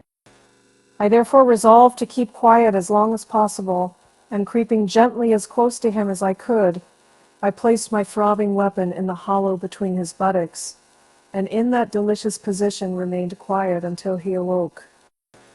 When he did open his eyes, he turned his head round, and finding how he was situated, and while he took hold of and insinuated my pleasure-giver into the appropriate niche with which it was in such close contact, the joys of the previous evening were repeated. He, in his turn, penetrated into my interior, and reveled in the same lascivious enjoyment. After we had each thus allayed our fires a little by a copious discharge, we proceeded to a minute examination of our respective persons, while I was highly delighted with the unrestrained exhibition of such charms as have seldom fallen under my notice. I found that he was no less struck and pleased with what I, in return, placed at his disposal. Anything of the kind he had previously seen had been of boys of his own age, and this merely by stealth, when he had no opportunity of making minute observations. My somewhat more mature proportions, occasioned by the difference of a few years in our ages, were therefore fully appreciated, and drew from him the warmest encomiums and the most luxurious caresses. While Frank and I were thus agreeably occupied in a minute investigation of each other's charms, I reverted to what had fallen from him the previous evening, and asked if he really meant to say that his sister was in the habit of visiting him after he had gone to bed. "Not now," he replied. "I only wish she did, and I would soon repay her the lessons she used to give me. Do you know, it was she who first taught me how to do anything in this way." I expressed my surprise and curiosity to know what had occurred between them, and he at once proceeded to enlighten me, saying that from the kindness I had shown him, he was sure he needed no reserve with me. "It was," he said, "about 18 months ago, when she had returned from school, that our first amusement began. We then slept in the same rooms we now occupy, and as some of my younger brothers were in the room where you are, I used often to lock the door at night to prevent them from coming in and tormenting me. Laura used generally to come to bed before her aunt. She somehow ascertained that I shut myself up in my room, and probably imagined that I was better informed on certain subjects than I really was. One evening, on which there were some old people at dinner who were likely to occupy her aunt's attention and keep her up late, Laura said to me that she was tired of the party in the drawing room, but that she was not inclined to sleep, and she was. I sat up for some time, expecting to hear her come to her room, but at length I grew tired of waiting, undressed, and went to bed. I suspected she must have crept softly to her own room and waited there without my being aware of it till this took place, for I had hardly got into bed and put out the candle when I heard her come in. She came to the bedside and inquired in a low voice if I was awake. On my answering her, she said, "We had better not talk loud in case of disturbing the young people in the next room." She sat down by the bedside and leaned over me, putting an arm round my neck and kissing me warmly. Then, putting her hand under the bedclothes, she began to caress my naked bosom. This seemed a little strange to me, but very pleasant. And it was still more agreeable when, putting my arm round her neck, I found that she also was undressed and had nothing but her night shift and a dressing gown which was quite open at the front. This she accounted for by saying she must be ready to slip into bed if she heard her aunt coming. The touch of her naked breasts, which were then just beginning to acquire their full round form, quite delighted me, and it was while playing with them that the first voluptuous sensations were awaking within me. I had previously been sometimes surprised, especially on awakening in the morning, to find a certain little gentleman quite hard and stiff, and had been at a loss to ascertain what was the cause. And I was now still more surprised that as I played with her soft, yielding globes, the same effect occurred. But although the sensation was most agreeable, I was too ignorant regarding such matters to be able to connect the cause with the effect. Laura continued to kiss and play with me for some time, and at last I became aware that while with one hand she caressed me, the other was employed in some movement about her own person, the object of which I did not understand and did not think of investigating. The effect, however, seemed to be pleasant to her, for her kisses and caresses increased in ardor till at last, with a heady sigh, they ceased at once, and she remained for a few minutes perfectly still. Then, after another kiss, she said she was afraid her aunt might come and find her away. So, making me promise to say nothing of her visit, she left me. Our interview had been so agreeable to me that I pressed her to renew it on the succeeding night, which she willingly agreed to do. And somewhat of the same procedure occurred on that and several subsequent occasions. I gradually began to discover that as her caresses increased, and as her hand came to wander lower down on my person, the effect which was produced upon a certain part came to increase in force and to be accompanied with more pleasant sensations. This aroused the suspicion in my mind that there must be some connection between them. So one night, when my little plaything was particularly stiff and she was very much excited, I took her hand, which had never before strayed below my navel, and certainly by no means on her part, she made not the least objection to my making her grasp it. And after handling it for a little, she asked me what was the meaning of it and what I wanted her to do with it. I said I did not know, but that I suspected she knew better than I did, as it was only when she played with me that it became in its present state. She laughed and asked me if it gave me any pleasure for her to play with it. I told her it did, and begged of her to continue to fondle it. She complied very willingly, and then began to question me how long it was since it had commenced to get into this state, and whether I had ever played with it myself, or done anything to procure myself pleasure with it. I told her that it was only of late, that it had often been in the way of getting stiff, and explained how much it had been affected by her caresses.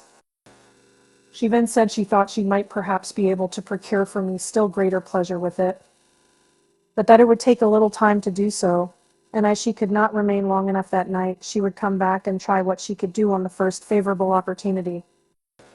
The next evening, she complained of a headache and retired to bed earlier than usual. As soon as she came into my room, he lighted my candle, stripped down the bedclothes, made me take off my nightshirt, and at once began to amuse herself with my little plaything. It swelled out and increased in size under her playful fondling to an extent that surprised me. After she had satisfied her curiosity respecting it and its appendages by a strict examination of every part, she took it in her hand and began to rub it up and down. She then put out the candle so that I did not see what was probably the case. While endeavoring to procure me pleasure, she was at the same time operating upon herself for the same agreeable purpose. I certainly very much enjoyed her performance upon my sensitive article, but still I felt as if something was wanting, and I was greatly disappointed when, as usual, she sunk almost fainting on my bosom and ceased her efforts. After a little, she recovered herself and said she was afraid I was still too young to be able to enjoy the full pleasure of what she had been doing, that she would try again the following night. Still, 2 or 3 nights passed without anything occurring to heighten my enjoyment. By this time, I had begun to express some curiosity with regard to her person, and to wish to be allowed to extend my researches over it, as freely as her hands roved over mine. With some little difficulty, I prevailed on her to remove her dressing gown, a night shift, and stretch herself naked on the bed beside me. I had been aware from what I had seen of some little girls that there was a considerable difference in our formation, but I was astonished at first on finding her center part so thickly shaded with hair. I, quite delighted with its beauty, was soon tempted to get my fingers between the moist ruby lips of the charming little slit, which I discovered within the curly forest, and to begin to explore its recesses. The sensitive little organ I found within so closely resembling, though on a smaller scale, my own organ of pleasure, did not escape my observation, as wakened up by my lascivious touches, it darted its little head out from its hiding place. It was not long before I discovered that this invasion of her inmost recesses occasioned Laura the greatest delight. She seemed at first to hesitate a little, but summing up courage, she took hold of my hand and, inserting my fingers within the warm and moist cavity, made me move it up and down within her. At the same time, she grasped my weapon and rubbed it backwards and forwards more rapidly and more forcibly than she had ever done before.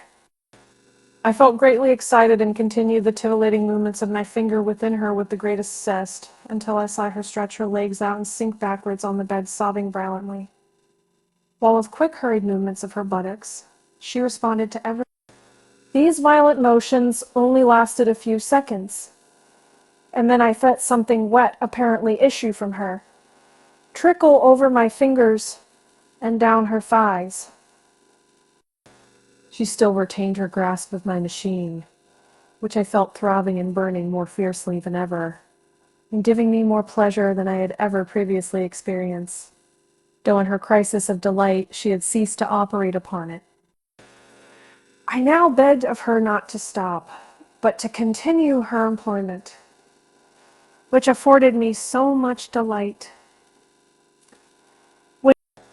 Suspecting what was indeed the case, that the sight of her charms and of the enjoyment she had undergone had stirred me up to an unwonted pitch of desire, which might perhaps be attended with a happy result.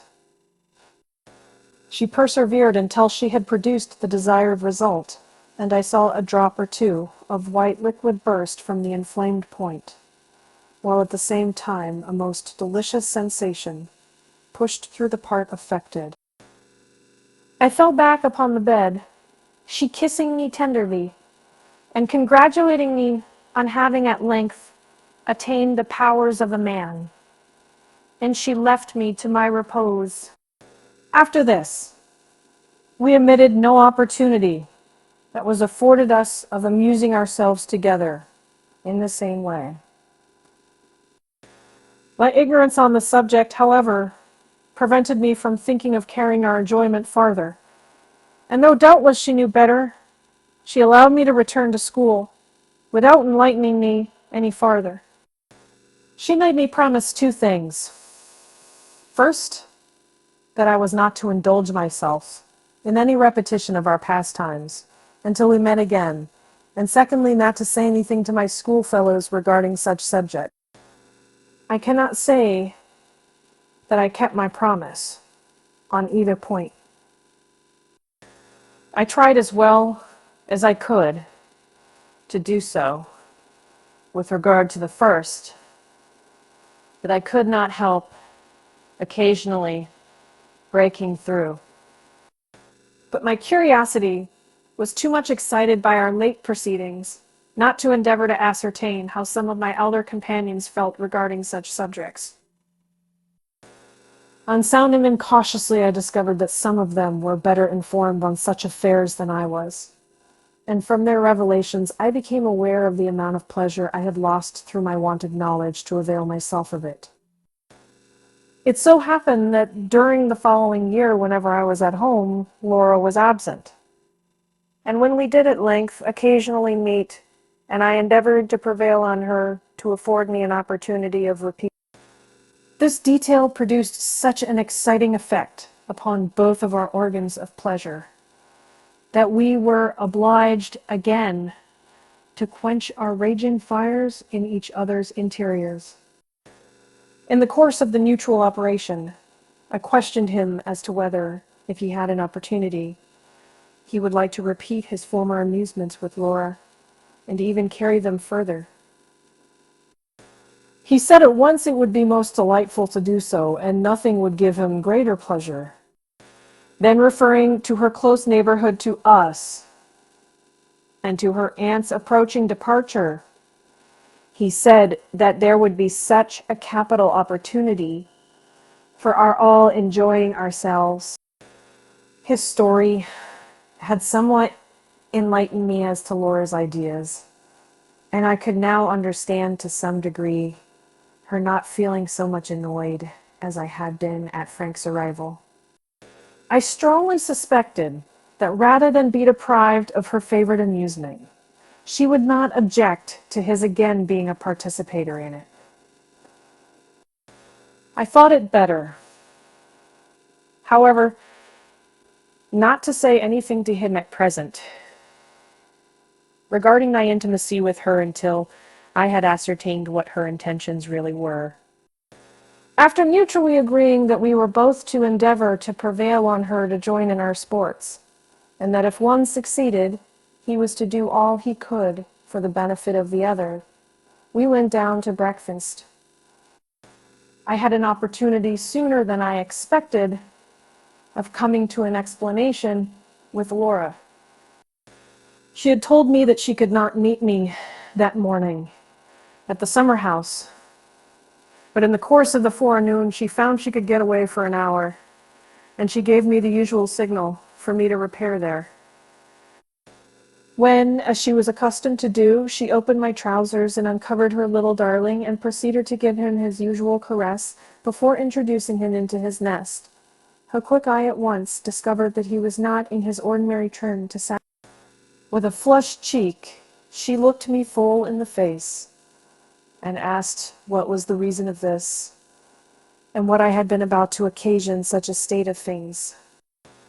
I was very well pleased to have such a good opportunity of coming to the point, and I at once answered that, having been deprived of the pleasure of seeing her in the morning, I had been reduced to accomplish a meeting with her that day. She inquired with some heat and astonishment what I meant, but she blushed scarlet when I replied that Frank and I had been rehearsing some of her lessons. Again, she was at first rather annoyed at what I told her, But when I explained to her that I had not made Frank aware of what had passed between us, and that his reason for confiding in me was the hope of my being of use, I had little difficulty in discerning that she was highly delighted with the glowing description I gave of his youthful charms, and especially of the size and prowess of her old acquaintance. I dwelt on this and on the necessity there was of taking him into our confidence, and even making him a partner in our amusements, unless we were to give them up entirely, for there could be no doubt if we went on that he would soon discover the footing we were on. Although I could not get her to say that she would consent to this, I was tolerably well satisfied she would make no great opposition. I therefore ceased to urge the point, telling her that she must leave it to me to arrange matters with Frank if I found it was necessary, and that I would take care not to commit her more than was absolutely requisite. We had continued to caress each other during this conversation, and her charms producing their usual effect upon me, I was soon able to point out to her the flourishing condition of her favorite. I exerted myself, notwithstanding my previous night's work, to show her, but it had not quite exhausted me, and at length she left me quite reconciled by the result of 3 vigorous encounters. When Frank came to me that night, he was somewhat surprised at the state of my rather enervated champion, which he with great glee contrasted with the vigorous condition of his own.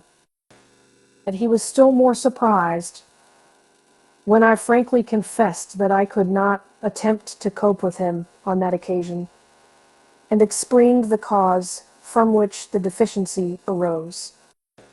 He was greatly delighted to learn the footing on which I stood with Laura, and at once concluded that she would not be able to resist the temptation of adding to her enjoyment by making him participate in it. I quite agreed with him, but at the same time I told him the objection she had made, and that it would probably be necessary to devise some plan by which at least the appearance of her not voluntarily complying with his desires might be kept up. After some deliberation on this subject, occasionally interrupted by a renewal of our previous evening's amusements, in which, however, I generally allowed my young friend to take the more active share, we arranged our plan, which was carried into effect in this manner. Laura was now afraid to venture to the summer house every morning, so we had few opportunities of meeting. But ascertaining that her mother and her aunt were going 2 days afterwards to pay a visit at a distance which would occupy them the whole forenoon, I arranged with her that if she were left alone, she should come to my room, where I would be waiting for her. I then arranged with Frank that at breakfast he should say he was going to take a ride to call upon a companion in the neighborhood, but that instead of doing so, he should conceal himself in a closet. Everything happened as I anticipated. As soon as the carriage drove off with her mother, Laura came to my room, where I was awaiting her, saying that it seemed an age since I had had the opportunity of fully enjoying the sight and touch of all her charms. I at once stripped myself quite naked, and proceeded to perform the same operation upon her. As she enjoyed this as much as I did, she made no objection whatever, and even assisted in getting rid of her clothes as fast as possible. I placed her in several different postures, in order to allow the delighted boy to enjoy the voluptuous sensations I was sure her charms would produce upon him, and then proceeded to the final enjoyment. When this had been completed to our mutual satisfaction, I again displayed all her attractions, and when by kisses and caresses and lascivious touches I had again roused her desires for a repetition of the encounter, I made the agreed-on signal to Frank. He immediately responded by pushing down some article of furniture. Laura started up, exclaiming, "Good heavens! What is that? Can anyone be there?" I jumped out of the bed and seized a pistol, which was lying on the dressing table, and opened the door, saying I would take good care to silence any intruder, so that he should never be able to tell upon us. On opening the door and disclosing Frank, I exclaimed, "So, it is you, Master Peeping Tom. Well, it is lucky it is only you, for anyone else would have had a good chance of having a bullet through his head. What? But I shall deal somewhat differently with you. Don't suppose, however, you are to get off unpunished for thus stealing in upon us. I see there is a good rod here, and you shall have a sound flogging for your impertinence and curiosity. So strip instantly. And remember, the longer you are about it, the more severe your punishment will be." Frank appeared nothing loath to submit to the proposed infliction, and with my assistance was soon as naked as we were. All this time, I watched Laura closely to observe how she was affected by our proceedings. At first, she had been dreadfully alarmed, but on finding it was only Frank, she was quite aware she was perfectly safe. As I proceeded to strip him and disclosed his exquisite figure and symmetrical proportions, she evidently became much interested, and when at last I drew his shirt open, convinced that I might now proceed to any extremities, I said, "Now, Laura, you must assist me to punish this young rogue properly." I then gave her the rod, and sitting down on the side of the dead, I placed him across my knees and turned up his beautiful posteriors to her. She instantly entered into the sport and gave him 2 or 3 cuts with the birch, which, though not very severe, applied sufficient to give him an excuse for tossing his legs about and exhibiting all his charms in the most voluptuous manner possible. After this playful enjoyment had been continued for some time, I said to Laura that she was too gentle with him and did not punish him half so severely as he deserved, and proposed that she should change places with me and let me take the rod. She laughingly assented and asked me in what position she was to hold him for me. I told her the best plan would be to do as they flogged the boys at school, and I would show her how it was done.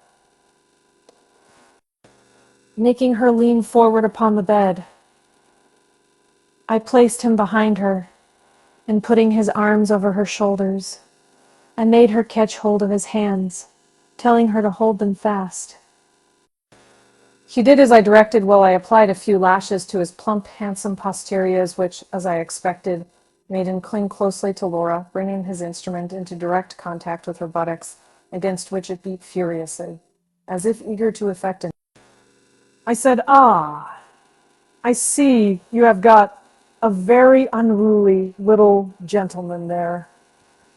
I must try, if he can't hold him fast also." And at the same time, I inserted it between her thighs and again inflicted a few blows.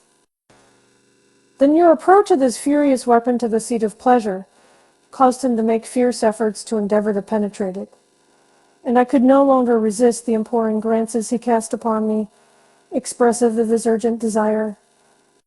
So making Laura rest her belly on the bed and stretch her legs as far asunder as possible, so as to afford him a fair entrance from behind, I loosened her hold of his arms so far as to enable him to stoop down sufficiently low.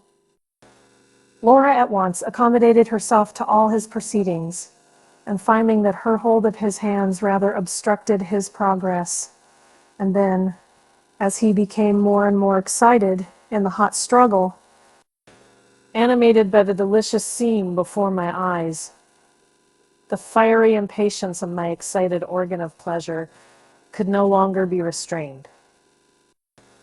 I threw myself on the lovely boy, and almost at the first thrust was plunged up to the hilt in the delicious buttocks. which he thus so temptingly exposed to my ego assault. Once engulfed, I had nothing to do but to keep my place and leave to the energetic struggles of the other two combatants the task of bringing the warfare to a successful termination. After a hard fight, during which the utmost endeavors of both parties seemed to be to try which should be vanquished soonest, it terminated in a drawn battle. And as I contributed at the same time my share of the spoil, poor Frank's beautiful little balls of delight were quite inundated, but no in the skin entirely encalled. The dear boy was so overcome with the delight that I thought at first he must have fainted, but I soon discovered it was only the swoon of pleasure. Raising him up in my arms, as soon as I could disengage my unruly member from the pleasant quarters it still clung to, I laid him on the bed by the side of Laura, who was not in much better condition and stood equally in need of my assistance. It is wonderful, however, how soon one recovers from such exhaustion, and in a few minutes they were both as lively as ever, and were actively engaged in the mutual contemplation of each other's exquisite charms. This pleasant proceeding was enlivened by an animated discussion regarding the alteration and improvement which each of them discovered the other's beauties had undergone, since they had last been submitted to their mutual inspection. All this, of course, produced the usual effect upon us, and Frank, seeing that I was quite ready to renew the combat, proposed to resign Laura to me. Probably, I fancied, however, that they would like a repetition of their previous engagement, and he was evidently perfectly able to renew it, for indeed the wanton boy had been so wound up by the preliminary scene. I therefore drew him upon the not unwilling Laura, and again guided the fiery courser into the lists of pleasure, and the satisfaction of seeing them once more commence the amorous encounter. Frank, reveling in the blissful conjunction of every part of their naked bodies, clasped Laura round the neck and imprinted burning kisses upon her lovely lips, while his rampant steed plunged violently backward. Greatly interested in watching the delightful encounter, I endeavored to promote their enjoyment by tickling and playing with them in the most sensitive places, till their excitement reached its height, and they both sunk down in the swoon of pleasure. Laura had no sooner recovered a little from the effects of this engagement than Frank insisted on seeing me perform the same pleasant operation in which he had just been engaged. Nothing both.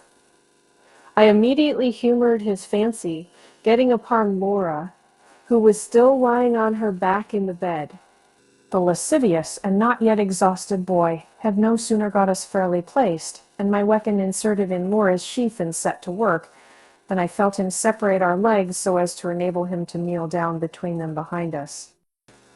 Having established his position satisfactorily, he instantly plunged his still rampant champion into my rear, producing in me the most rapturous sensations, which, finding that he was determined to complete his third pleasing operation, I proposed that he should change his position and take up my place in Laura's palace of pleasure, and allow me again to stimulate him in the rear, and assist him to attain his object. He highly approved of this proposal, and immediately took up his position in Laura's arms, while getting behind him and inserting my weapon in his delicious sheath. I proceeded to render him the same agreeable service he had just done me. This speedily had the desired effect, when a delicious emission from all the three parties brought our undertaking to a most successful and satisfactory conclusion. By this time Laura, for once, had had enough to satisfy her, and we separated, sadly grudging the loss of the 2 days, which were still to pass before the departure of her aunt would admit of a renewal of our joys and security.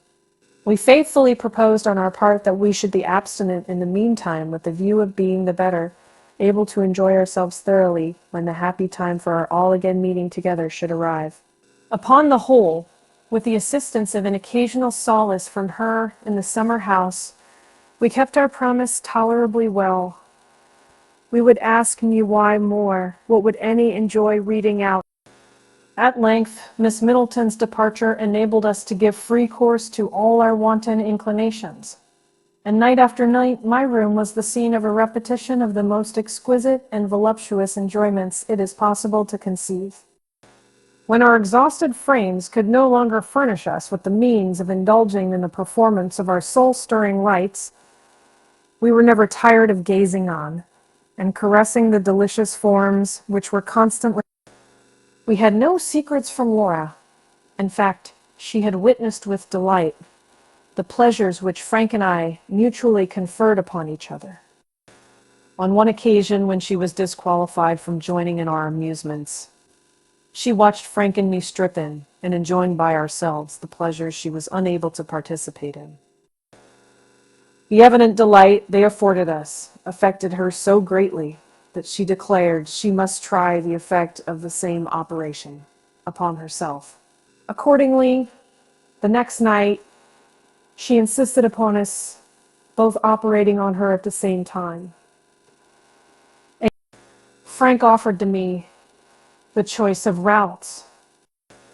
But as I was aware that he had often contemplated with great pleasure the idea of opening up the new way, which he thought would be peculiarly well suited to his yet somewhat undeveloped proportions, I at once gave him the precedence. I told him that as I had already had one victory over a maiden citadel, it was only fair that he should enjoy the next, and that it was better he should do so, as in all probability he would obtain it with less suffering to the conquered fair one. Laura quite approved of this arrangement. Having all stripped quite naked, I laid myself down in the bed at full length and then drew her upon me, making her place herself so as to bring her cavity just over the stiff pole, which was standing up ready to enter it. She herself inserted and adjusted it in the most satisfactory manner. When she was quite impaled upon me, and firmly fastened by the wedge being fairly driven home in her, Frank got between her legs on his knees, and with lance in hand, proceeded to insert it in her hinder cavity. Being, however, his first attempt at storming the maiden fortress, he was not very expert at it, and the coveted way proving very narrow and confined, it was not without some difficulty he effected his object. The obstacles, however, only increased the ardor of his desires, and with the assistance of a little cold cream, they were at length happily surmounted, and his weapon forced its way into the interior of the citadel. During this time I endeavored to keep as quiet as possible, and as Frank's efforts occasioned her some pain, Laura also remained nearly motionless, only exerting herself a little occasionally to humor his movements and assist him in effecting. As soon, however, as I found from his exclamation of delight that his weapon had overcome all resistance and was as fully embedded in the lascivious fleshy sheath as mine was, I began at first. I soon found that any further efforts on my part were quite unnecessary. Maddened by the novel excitement, Laura heaved and thrust alternately, displacing and replacing the sturdy instruments above and below, and declaring she really knew not which of them afforded her the greatest delight. I therefore confined myself to favoring her movements, so as to give them the greatest possible effect. She almost shouted out, "Oh heavens, this is too much." And her grasp round me slackened, and she sunk entranced on my bosom, while Frank and I responded to her call, and a few frantic heaves on both our parts. They somewhat served to call our rivers of delight. It was some time before Laura came to herself, but when she did, she was delighted to find that we still retained our respective positions within her. On my inquiring whether they felt disposed for a renewal of the combat in a similar manner, they both declared with the most impassioned caresses that nothing would give them greater delight.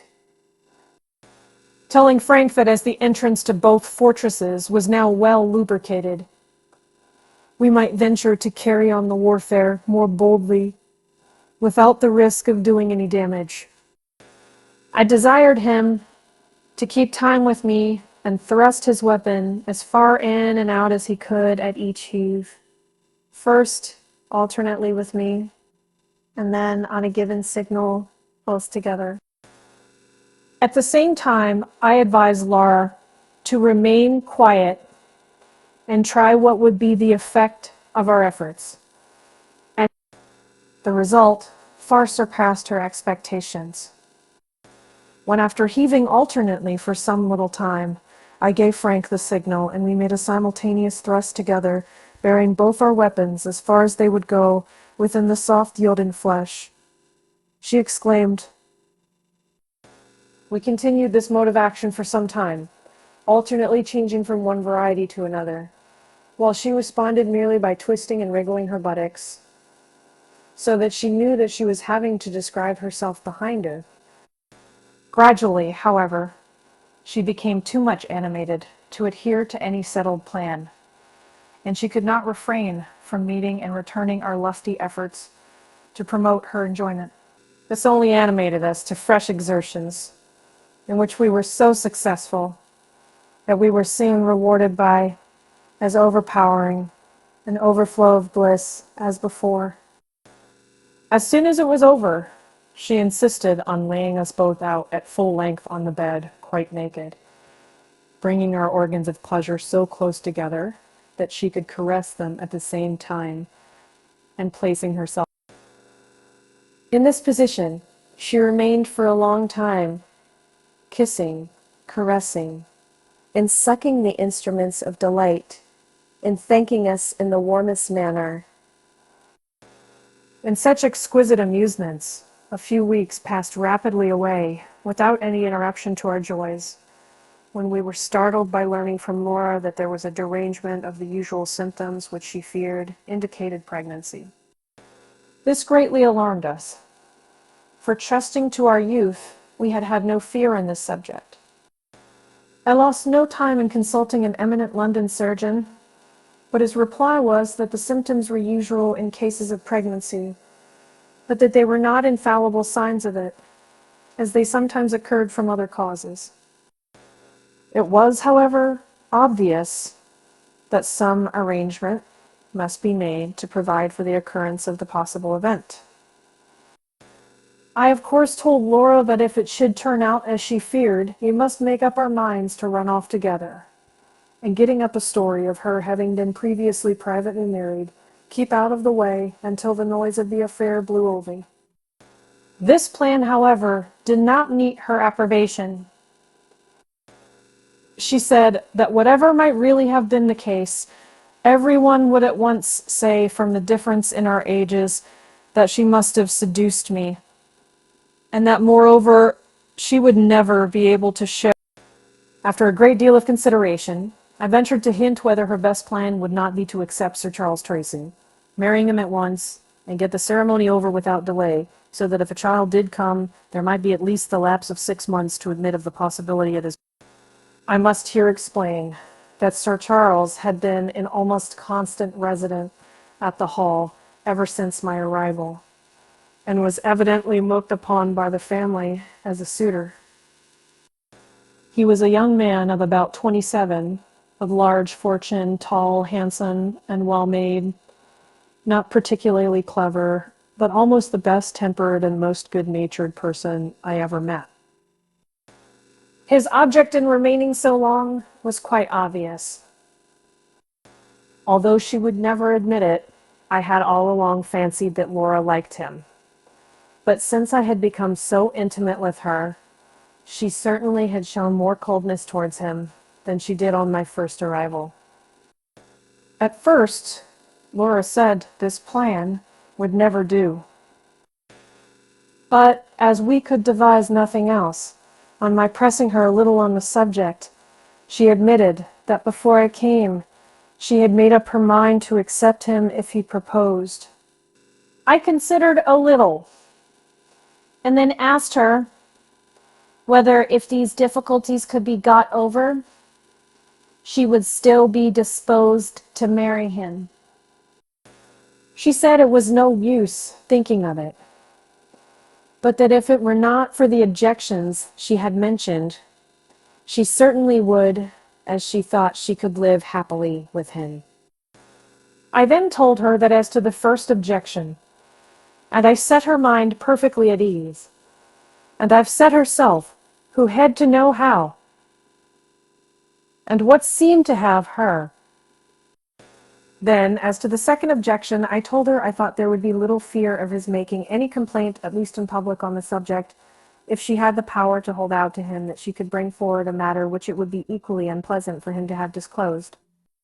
She said that in such a case, the matter might perhaps be arranged, but she could not imagine how she was to obtain such a hold over him. I told her I thought she might leave that to me. I then explained to her that Sir Charles had taken a fancy to me on my arrival, and had shown me every kindness and attention, evidently wishing to be on an intimate footing with me. The poor fellow, no doubt, was in an awkward predicament. Inflamed by the constant sight of the charms of Laura, of whom he was greatly enamored, and unable wholly to restrain his desire to give vent in some manner to his pent-up, I now suggested to Laura that by complying with his wishes, I might get him to come to my room, where she and Frank would have an opportunity of seeing us enjoy each other, so that if at any future period, Laura was quite satisfied that if this could be accomplished, she would be perfectly safe. It would be said she had little doubt, even in case of the worst we dreaded occurring, seeing she had such a hold over him. She now admitted that she really was fond of him, though her curiosity and my boldness had lately enabled me to gain the advantage over him, and I easily drew from her that she did not like him the less for the report I had made of his evident ability to perform satisfactorily. I therefore told her that, though I was afraid that the performance of the instrument that would probably afford the greatest pleasure to her might prove to be martyrdom to me, I was prepared to undergo it for her sake, and we signed and sealed the agreements in our usual. As I have always found, that where a thing is once determined on it, is better to lose no time in carrying it into execution, I set to work immediately. I dressed for dinner that day sooner than usual, and about half an hour before the ordinary dinner hour, I made my way to Sir Charles' room, taking with me an amorous work he had lent me and making a pretext of wishing to borrow another.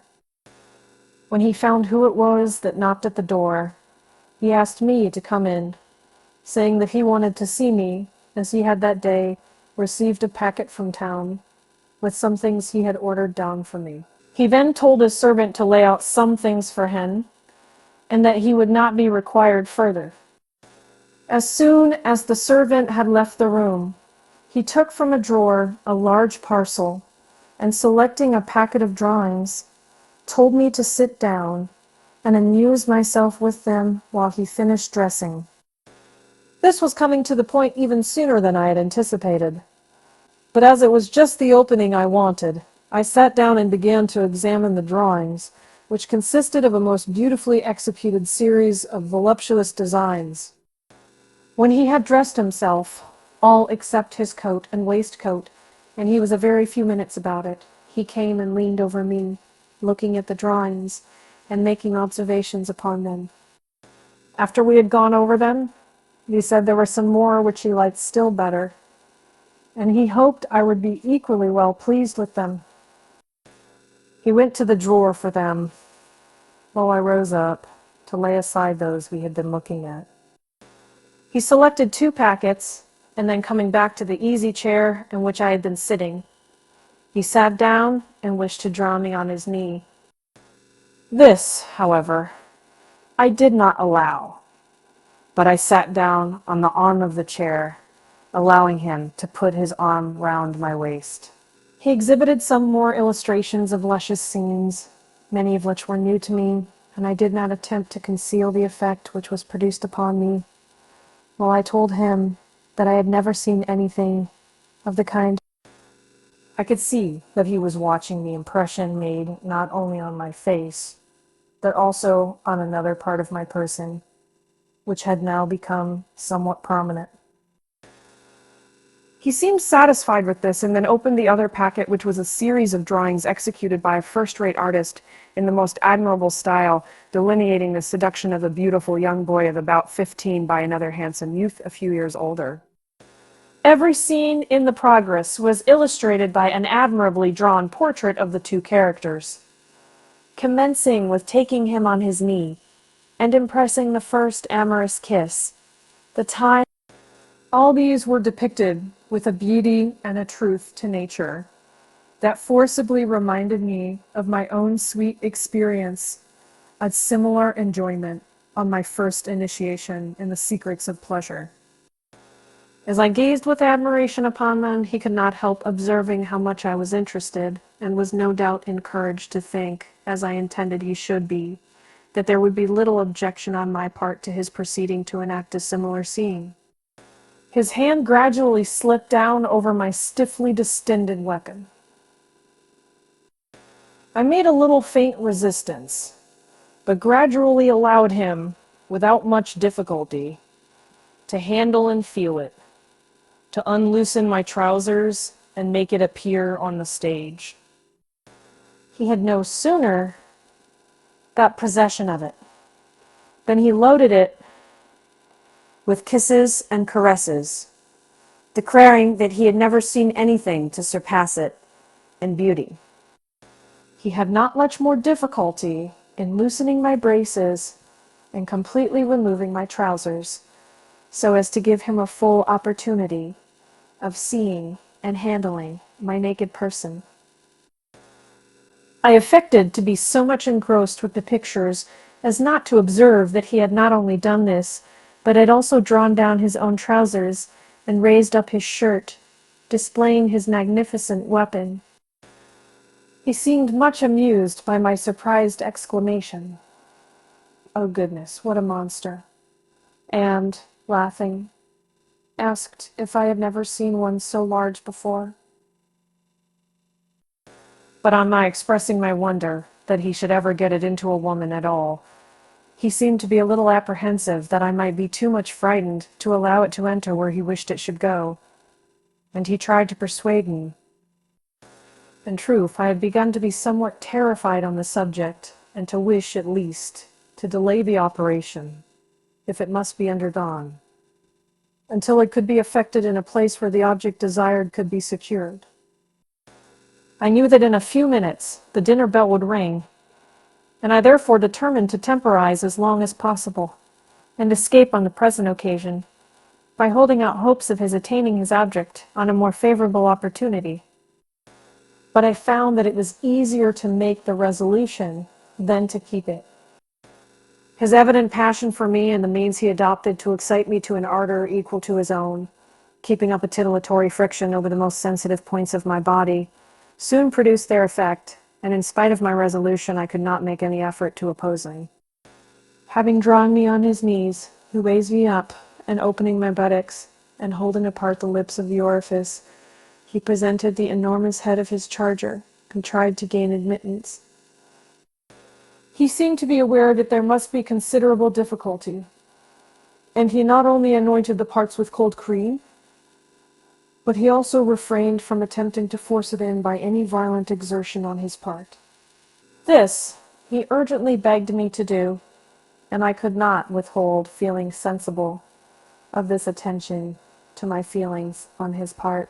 I thought it would be hardly fair of me not to show that I was so by at least endeavoring, as far as I could, to aid in accomplishing his wishes. I therefore pressed down upon the impaling stroke with as much force as I could venture to exert, and with great difficulty and some pain, did get the head fairly within the entrance. Having attained this, I desisted from my efforts for a moment, and was pleased to find that the pain ceased entirely. As for him, he was perfectly enchanted, and loaded me with kisses and caresses. Just then, the bell announced that dinner would be on the table in 5 minutes. I felt sorry when it did come, for I had now got so interested and excited in proceedings that I would willingly have contributed by every means in my power. But there seemed no help for it, and I turned my head round to him and said that I was afraid we must go downstairs. He caught me round the neck, pressed my lips passionately to his, and entreated me to have patience with him for a few moments. He said he would not attempt to do anything that would give me more pain.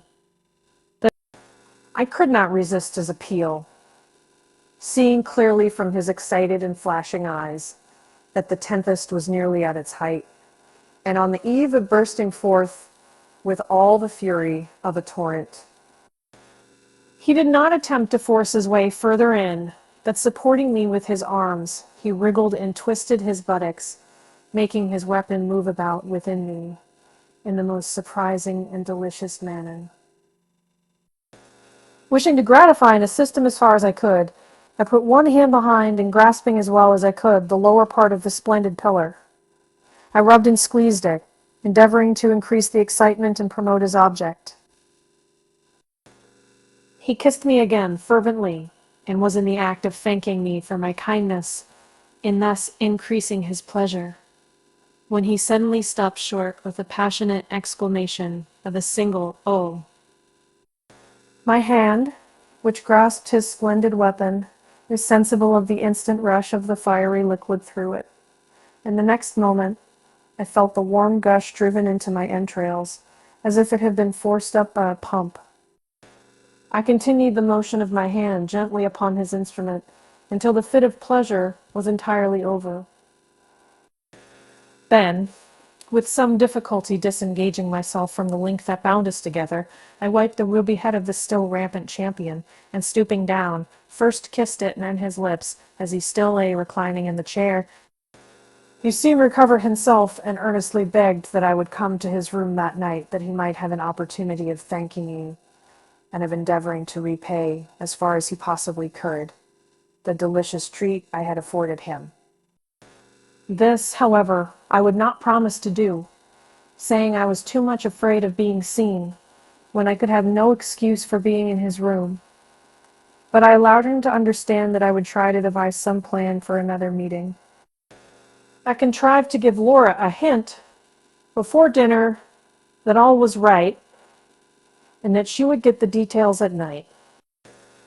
She was so delighted with this that the distance and hauteur with which she had lately treated Sir Charles were greatly removed, and he, on his part, animated by the scene which had just taken place, and his victory, as he thought, so that by the end of the evening they were on a better and more familiar footing than they had even been before. And the ladies retired to bed. Sir Charles again urged me to go to his room. I still refused, but at last I suggested that perhaps he might come to me early the next morning, as this would be less liable to suspicion. If my Fentist be 50. Of course, that night I explained to Laura and Frank all that had passed, and we contrived to make 2 apertures in the partition wall of the closet between Frank's room and mine, from which they would have an uninterrupted view of the scene of operations. The next morning I heard Sir Charles open my door, but I lay quiet, as if still asleep. I was conscious that he fastened the door and then came round to the side of the bed where I was lying. He removed the bed clothes, raised up my nightshirt, and remained for some minutes contemplating me.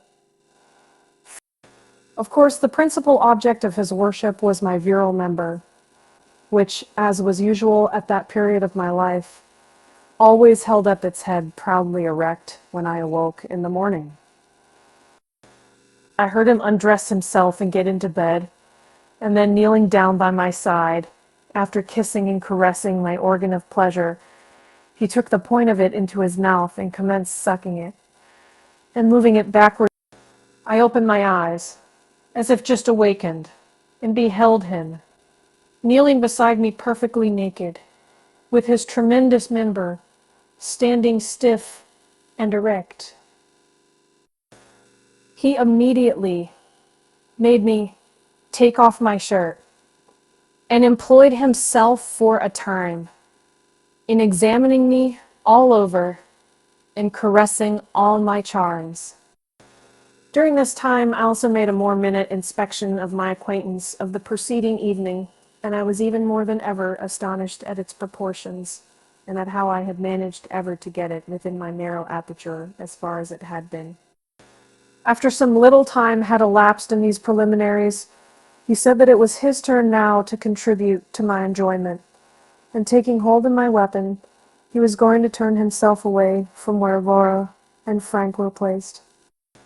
As they had both been greatly interested by the account I had given them of Sir Charles's tremendous weapon, I wished that they should have an opportunity of seeing as much as possible of its proceedings.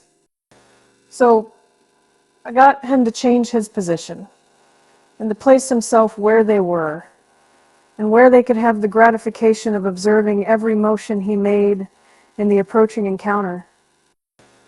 He immediately placed himself as I wished, and I then, at his request, took up my position behind him, and he proceeded to introduce my weapon into the sheath of pleasure. But if I had been surprised at the largeness of one of his proportions, I was no less so at the smallness of the other, as in fact I had almost as much difficulty in getting into him as he had had with me. At length, with his assistance, I succeeded and gradually penetrated within the delightful cavity till I was completely embedded within it. Of course, the opposition I met with, and the extreme tightness of the place, when it was once fairly overcome, only increased the pleasurable sensations I experienced after I had fairly accomplished my entrance. When he found I was completely buried within him, and was beginning to proceed with the work of pleasure, he took my hand and placed it on his majestic champion, saying that if I would be good enough to operate upon it, I immediately acquiesced, and grasping as much of the pillar as I could manage to do with one hand, I commenced a series of movements upon it, gently rubbing it up and down and titillating the shaft as much as possible, which drew from. In this manner, combining the movements of my hand in front with those of my excited weapon in the rear, I managed to pour my tribute into him at the same time that he sent a shower of love's balsam, spouting beyond the bed far into the room. This scene acted so powerfully on Laura that, unable to restrain herself, as Frank afterwards told me, she seized hold of his hand, conveyed it to her pleasure spot, and made him cool her raging fever in a similar manner where she stood. Sir Charles then asked if I would allow him to endeavor to accomplish the undertaking which it had given him so much delight, partially to accomplish the preceding day.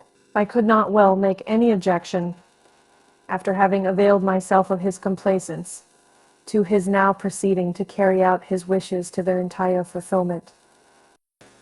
I therefore disposed myself so as to endeavor to stand the attacks in as favorable a position as I could, and at the same time afford my friends as good a view of the proceedings as was possible. I placed all the pillows and cushions I could find on a heap in the center of the bed, and lay down with my belly resting on them, so as to raise up my posteriors, and present them to him in an attitude that would be propitious to his purpose. He thanked me, and told me to let him know if I found that he heard me too much, and you would at once stop, as he would be sorry to enjoy even such a gratification, if it were to be at the expense of occasioning me any suffering. He had provided some ointment with which he lubricated the whole of his weapon, and then with his finger inserted some of it in my aperture. He then applied the point of the dart to the mark, and endeavored to insert it. For some time it baffled his endeavors, the head slipping upwards and downwards, away from the entrance, whenever he attempted to thrust, which he did very gently and carefully. I saw he was too much afraid of hurting me to be able to succeed, and getting excited myself by this time. My butts had put my hand between my thighs, and basically most of the words, at the same time trying to push back and stretch the aperture as much as possible, and then his advancing thrusts with all the firmness I could muster. This brought about the junction I desired, and again, to his great delight, the head of his weapon got lodged between the extended lips of the aperture. The pain, however, of this proceeding was so great that I was obliged to ask him to pause till it should abate a little, which it very soon did. Then, summoning up courage, I told him to thrust again, gently. This he hastened to do in the most delicate manner possible. The first few thrusts till the upper part of the pillar got fairly inserted within the cheeks, were even worse than before.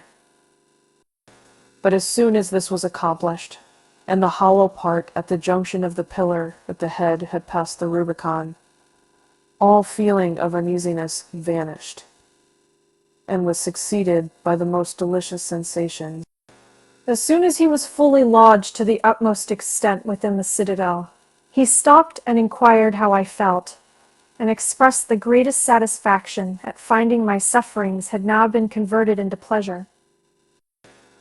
After enjoying the voluptuous sensations of the elastic constriction, the nerves of the sheath in which it was plunged, he resumed his delightful exercise, and thrust after thrust of his delicious weapon was driven into me with the most. At length his lusty efforts were rewarded with success, and, from the warm gush within me, I felt that a torrent of bliss must have issued from him, while his nervous frame shook and quivered with blissful agitation and enjoyment as the ecstasy of delight came over him.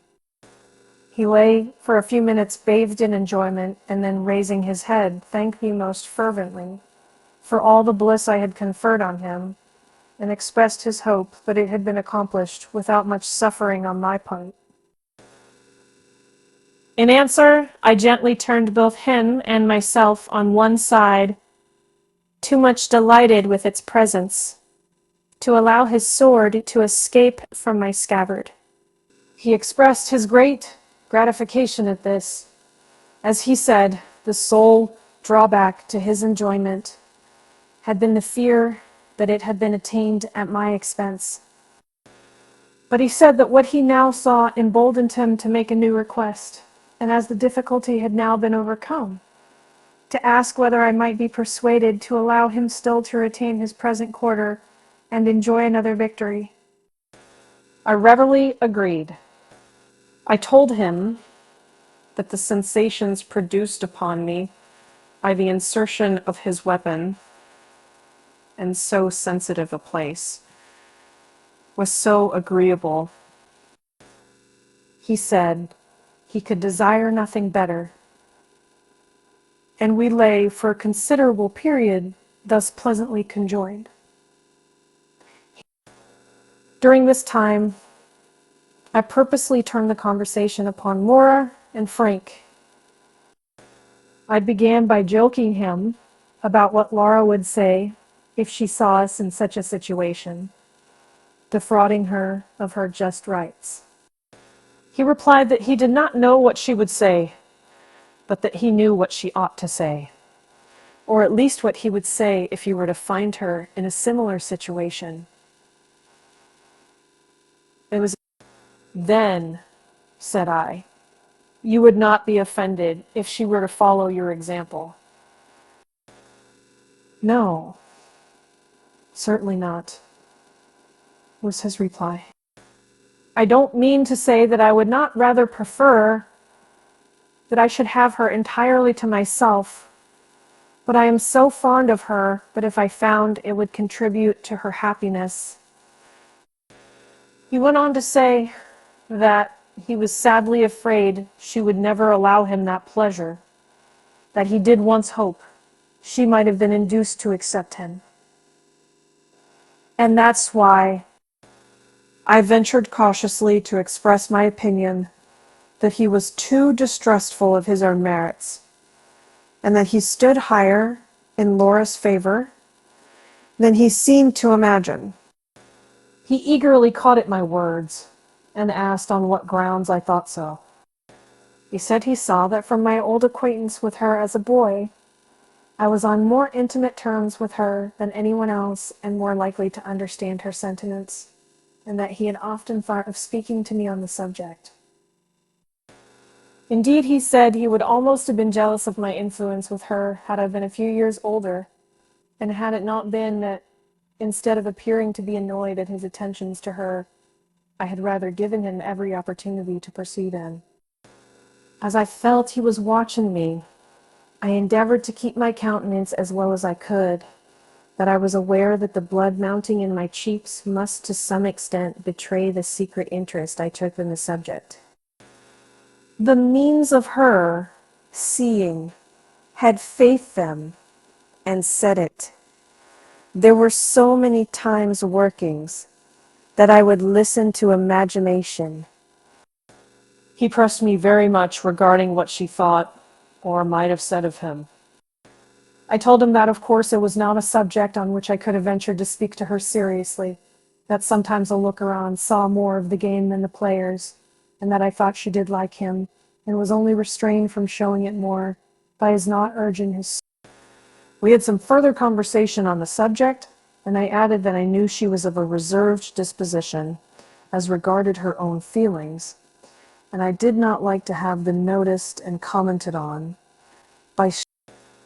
He said that if she had any difficulty on this ground, nothing could be easier than to obviate it, for as far as he was concerned, it would give him the greatest satisfaction to dispense without attempting to urge too much. I gave him to understand that I thought he had better come to an explanation with her as soon as possible and make her aware of his ideas on these points. And I promised to endeavor to ascertain her wishes as far as I could and make him acquainted with them. I had long felt by the unruliness of his member, which was deeply embedded within me, how powerful an impression the discussions of this subject produced upon him. He very soon disregarded my injunctions to keep quiet. The delightful intruder would keep wandering up and down in the path of pleasure, and before our conversation was concluded, I felt the warm injection twice spouted into me. After this, he said he would not venture to trespass upon my kindness any further for the present, and urged me to take his place, which, excited as I was by his performances, I was very well disposed to do. He made every arrangement for my entering him in the most agreeable manner, inserting the weapon himself, and tickling and playing with the appendages. When fairly entered, and enjoying myself to the utmost, I laughingly said that if he was going to run away with Laura, I could not hope for any long continuance of our present agreeable amusement, and I must try if I could persuade. It's a Tully feel, and mainly can't. If you want to live with me, I know he shouldn't say it's so hard. I was not really. This was exactly what I wanted, for I felt satisfied that after having enjoyed the brother, he could never complain of anything the sister might do, having then brought my enterprise to a satisfactory termination, and made him leave me and join Laura and Frank. Although they had been able to see everything, they had not heard all that passed. Come into my bed, they proceeded to satisfy the burning desires, which the scene they had just witnessed had lighted up in them. While thus agreeably employed, I joked Laura about the martyrdom I had undergone for her sake, and what she was to look forward to suffer when she attempted to take in the stupendous instrument, whose performances she had just seen. She did not appear to be much afraid of it, and said that judging from the manner in which I had apparently enjoyed its presence within me, there was not much reason for apprehension. But she eagerly asked what we had been talking about, as she had heard only so far as to make out that she was the subject of our discourse. She was quite delighted to find that the result had been so satisfactory, and it was at once resolved that when Sir Charles pressed the matter, she would consent, and that I should contrive to impress upon him. Frank and I made up a party to ride with them that forenoon, and we took care to let them have an opportunity for an explanation. So Laura was in a gracious mood. Sir Charles acted on my advice, pressed his suit, explained his own wish to have the marriage concluded as soon as possible, but at the same time saying that on every other he should. Having obtained her consent, he spoke to her father as soon as we returned from my ride, and as the settlements he proposed were most satisfactory, it was at once arranged, and it was settled that the marriage should take place within a month. When Sir Charles came to me the next morning, he was in ecstasies at the successful termination of his suit, which he asserted was in a great measure due to my good advice, and he urged me to attend him on the happy occasion. As this afforded a good excuse for my remaining at the hall, and being on a good footing with Laura, I readily agreed. Laura having expressed a wish that they should be quiet during the few weeks she was to remain at home, it was arranged that the visits of some friends who were expected should be postponed. Her aunt, immediately on hearing of the marriage, returned to the hall, but I made Laura give her mother a hint that, though she did not like to say so to her aunt herself, she would prefer being allowed to enjoy the privacy of an apartment by herself. Her mother thought this was quite reasonable, and another room was prepared for Miss Middleton. Frank was allowed to remain at home till after the marriage, and we thus secured another month of our delightful pastime, to which we gave ourselves up without scruple or reserve.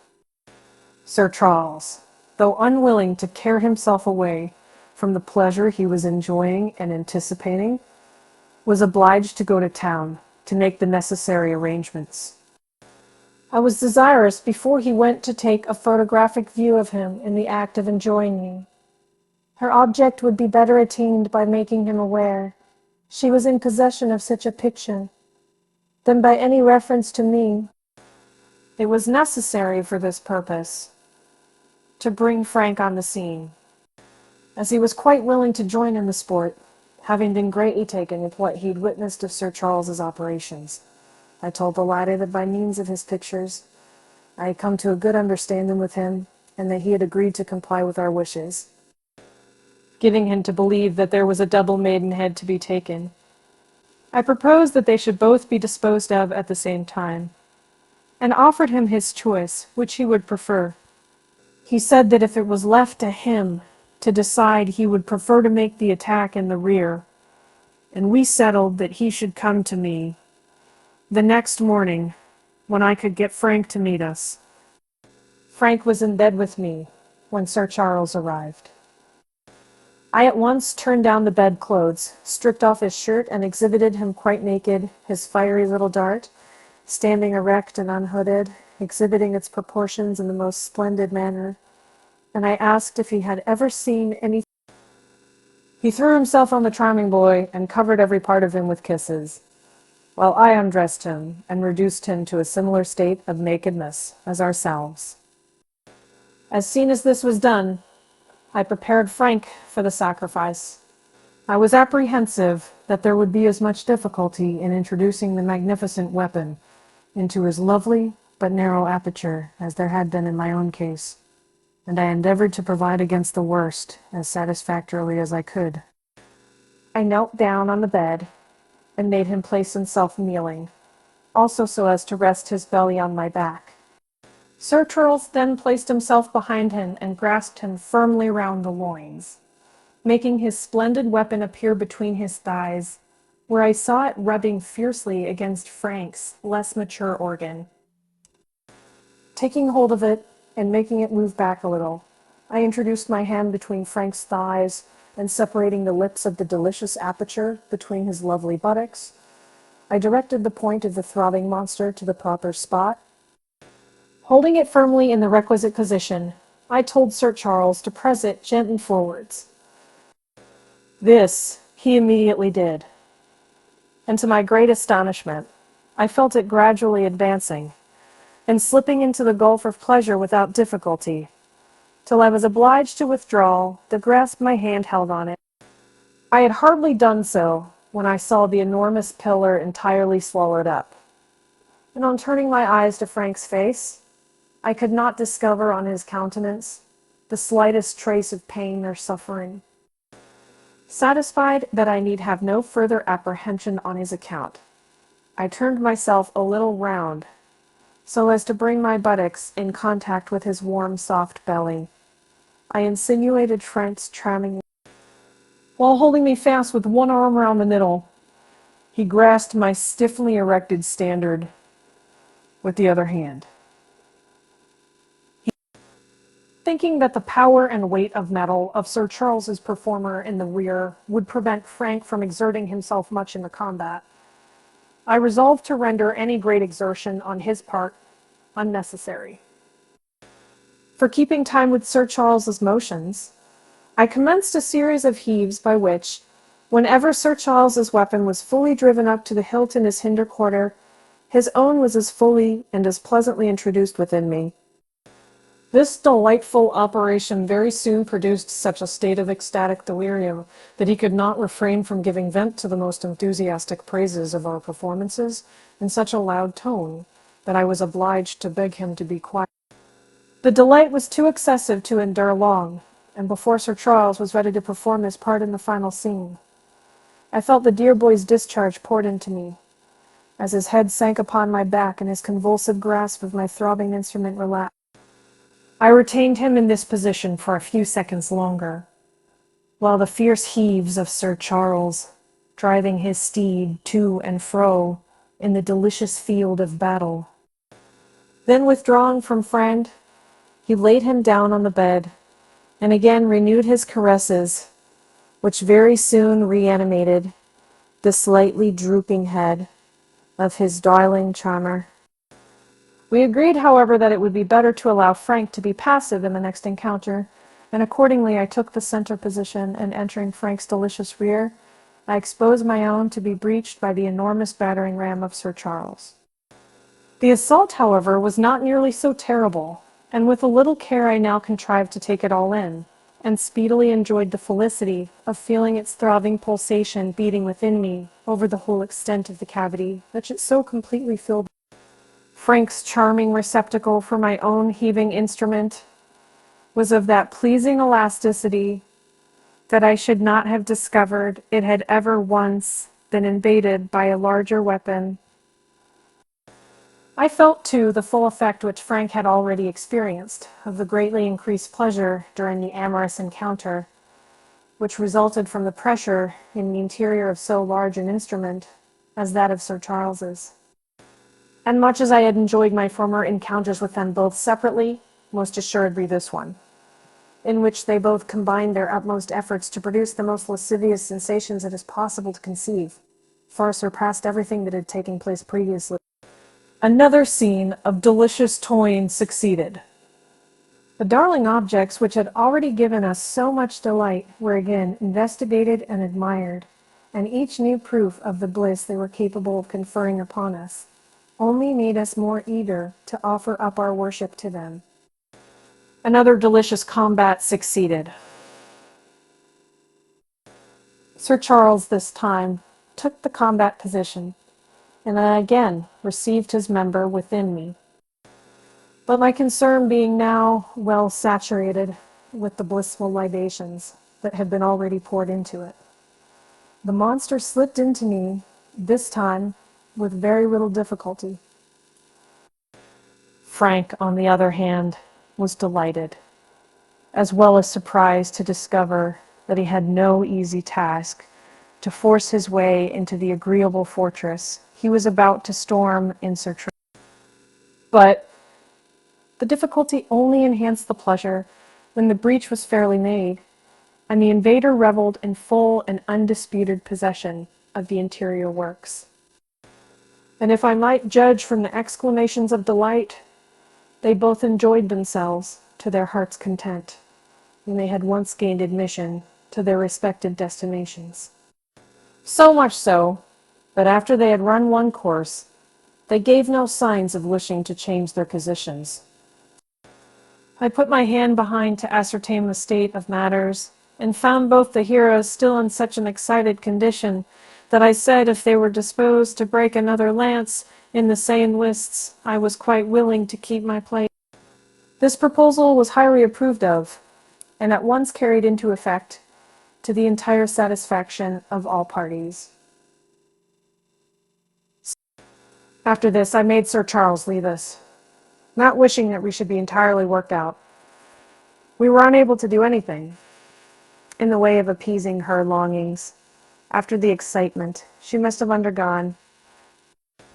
As soon as he was gone, Laura made her appearance and scolded us heartily for having wasted so much of our precious strength and enjoyed ourselves so completely without her. But as we each contrived to give her pretty satisfactory proof that we had not spent all our treasures, we soon put her in a good humor again, especially as Sir Charles was to leave on the next day, when she would have us all to herself again. In the course of the day, I easily persuaded Sir Charles to allow me to take likenesses of us all three in the various attitudes of enjoying each other. Miss Thing, overwhelming, rich, and as Sir Charles was obliged after this to be almost constantly absent, we gave up to him the few nights he occasionally spent at the hall, and the remainder were passed with Laura in a constant series of repetitions of delightful sports. The only variety was Frank's adventure with Betsy. Having been once accustomed to indulge his passions, he regretted sadly that the enjoyment would continue only for so short a period, but it began to look about him for some object to console. He soon fixed upon Betsy, but he found it more difficult to obtain her consent than he had expected. When I joked her on the subject, she admitted that she liked the boy, but said she was afraid he was too young to give her much pleasure. Well, there was a great risk that he might talk of it and get her into a scrape. Finding that Frank was very desirous to have her, I agreed to promote his wishes. With the difference between them, and both, instead of their way, can be very similar in both and set. When my favor saw me, I saw bread. I now told her that Laura had discovered my intercourse with her, and that previous to her own marriage she wished to see us perform the conjugal rites, that she might know how to conduct herself when it came to be her turn. Frank got one of his sister's caps, which concealed his hair, and a nightshirt which closed in front over his breast, and it was hardly possible for anyone to tell that it was not Laura herself. Indeed, the disguise was so complete that the next time Sir Charles came to enjoy himself with us, and it was only when I could not restrain a burst of laughter. Nor do I think he was perfectly satisfied until the removal of Frank's shirt showed standing proof that it did not cover a woman's form. Betsy's discovery was made in a different manner. When she came, Frank kept under the bedclothes until I had stripped her, and getting into bed with her performed the hymeneal rites in due order. When we had finished, I slipped off her on the other side of the bed from Frank, leaving her lying on her back, all exposed to his observation. He commenced a survey of every part of her, joking her on the beauties he discovered and on the manner in which she had enjoyed the operation that had just been performed, and wondering whether it would give her as much satisfaction. Gradually he began to embrace her, and at last got upon her, asking me if that was the way Sir Charles would do it to her. "Yes, that is it," said I, as he got between her thighs and placed himself in the position in which I had lately been, while Frank clasped her in his arms and pressed his mouth to hers. I raised his shirt, and pointing his weapon at the mark, he thrust himself forward, and it slipped into her in an instant. Betsy's consternation was extreme, as she felt the warm flesh within her.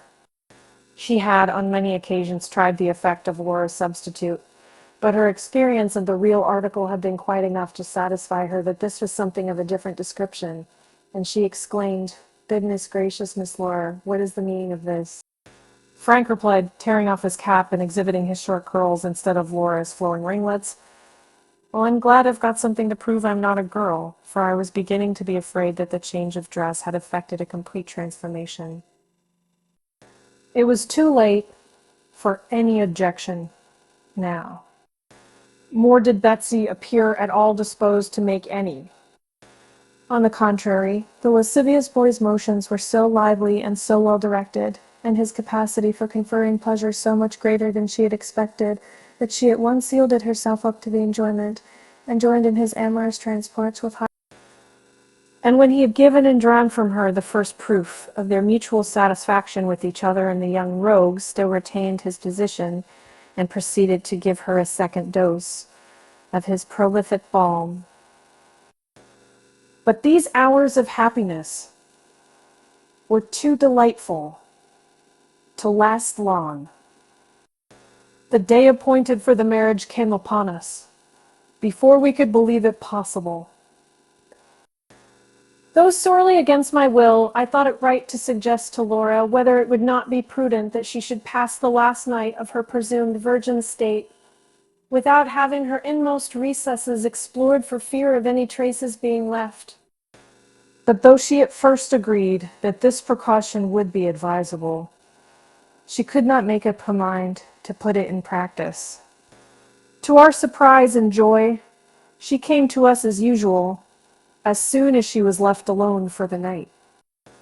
Unwilling to run the risk of her appearing fatigued and exhausted in the morning, we resolved to concentrate our forces upon her and take our farewell that night. Time after time we kept up the amorous combat, sometimes in succession, and sometimes combining our forces for a joint attack, both in front. The exercise, so far from injuring, seemed to have a beneficial effect on her charms, and never had she looked more lovely than she appeared the next morning, when she was transferred to the arms of the enraptured Sir Charles. Most fortunately, everything turned out eventually even more agreeably than we had ventured to hope. A few days afterwards, I had the gratification of hearing from Laura that she had satisfactorily put in operation the device I had suggested. But it was positive, because it was telling me, and loving her as I did, I was pleased with her frank avowal that not only his general conduct and kindness left her nothing to wish for, but that in her nuptial intercourse with him she derived, if possible, even greater pleasure than she enjoyed with us.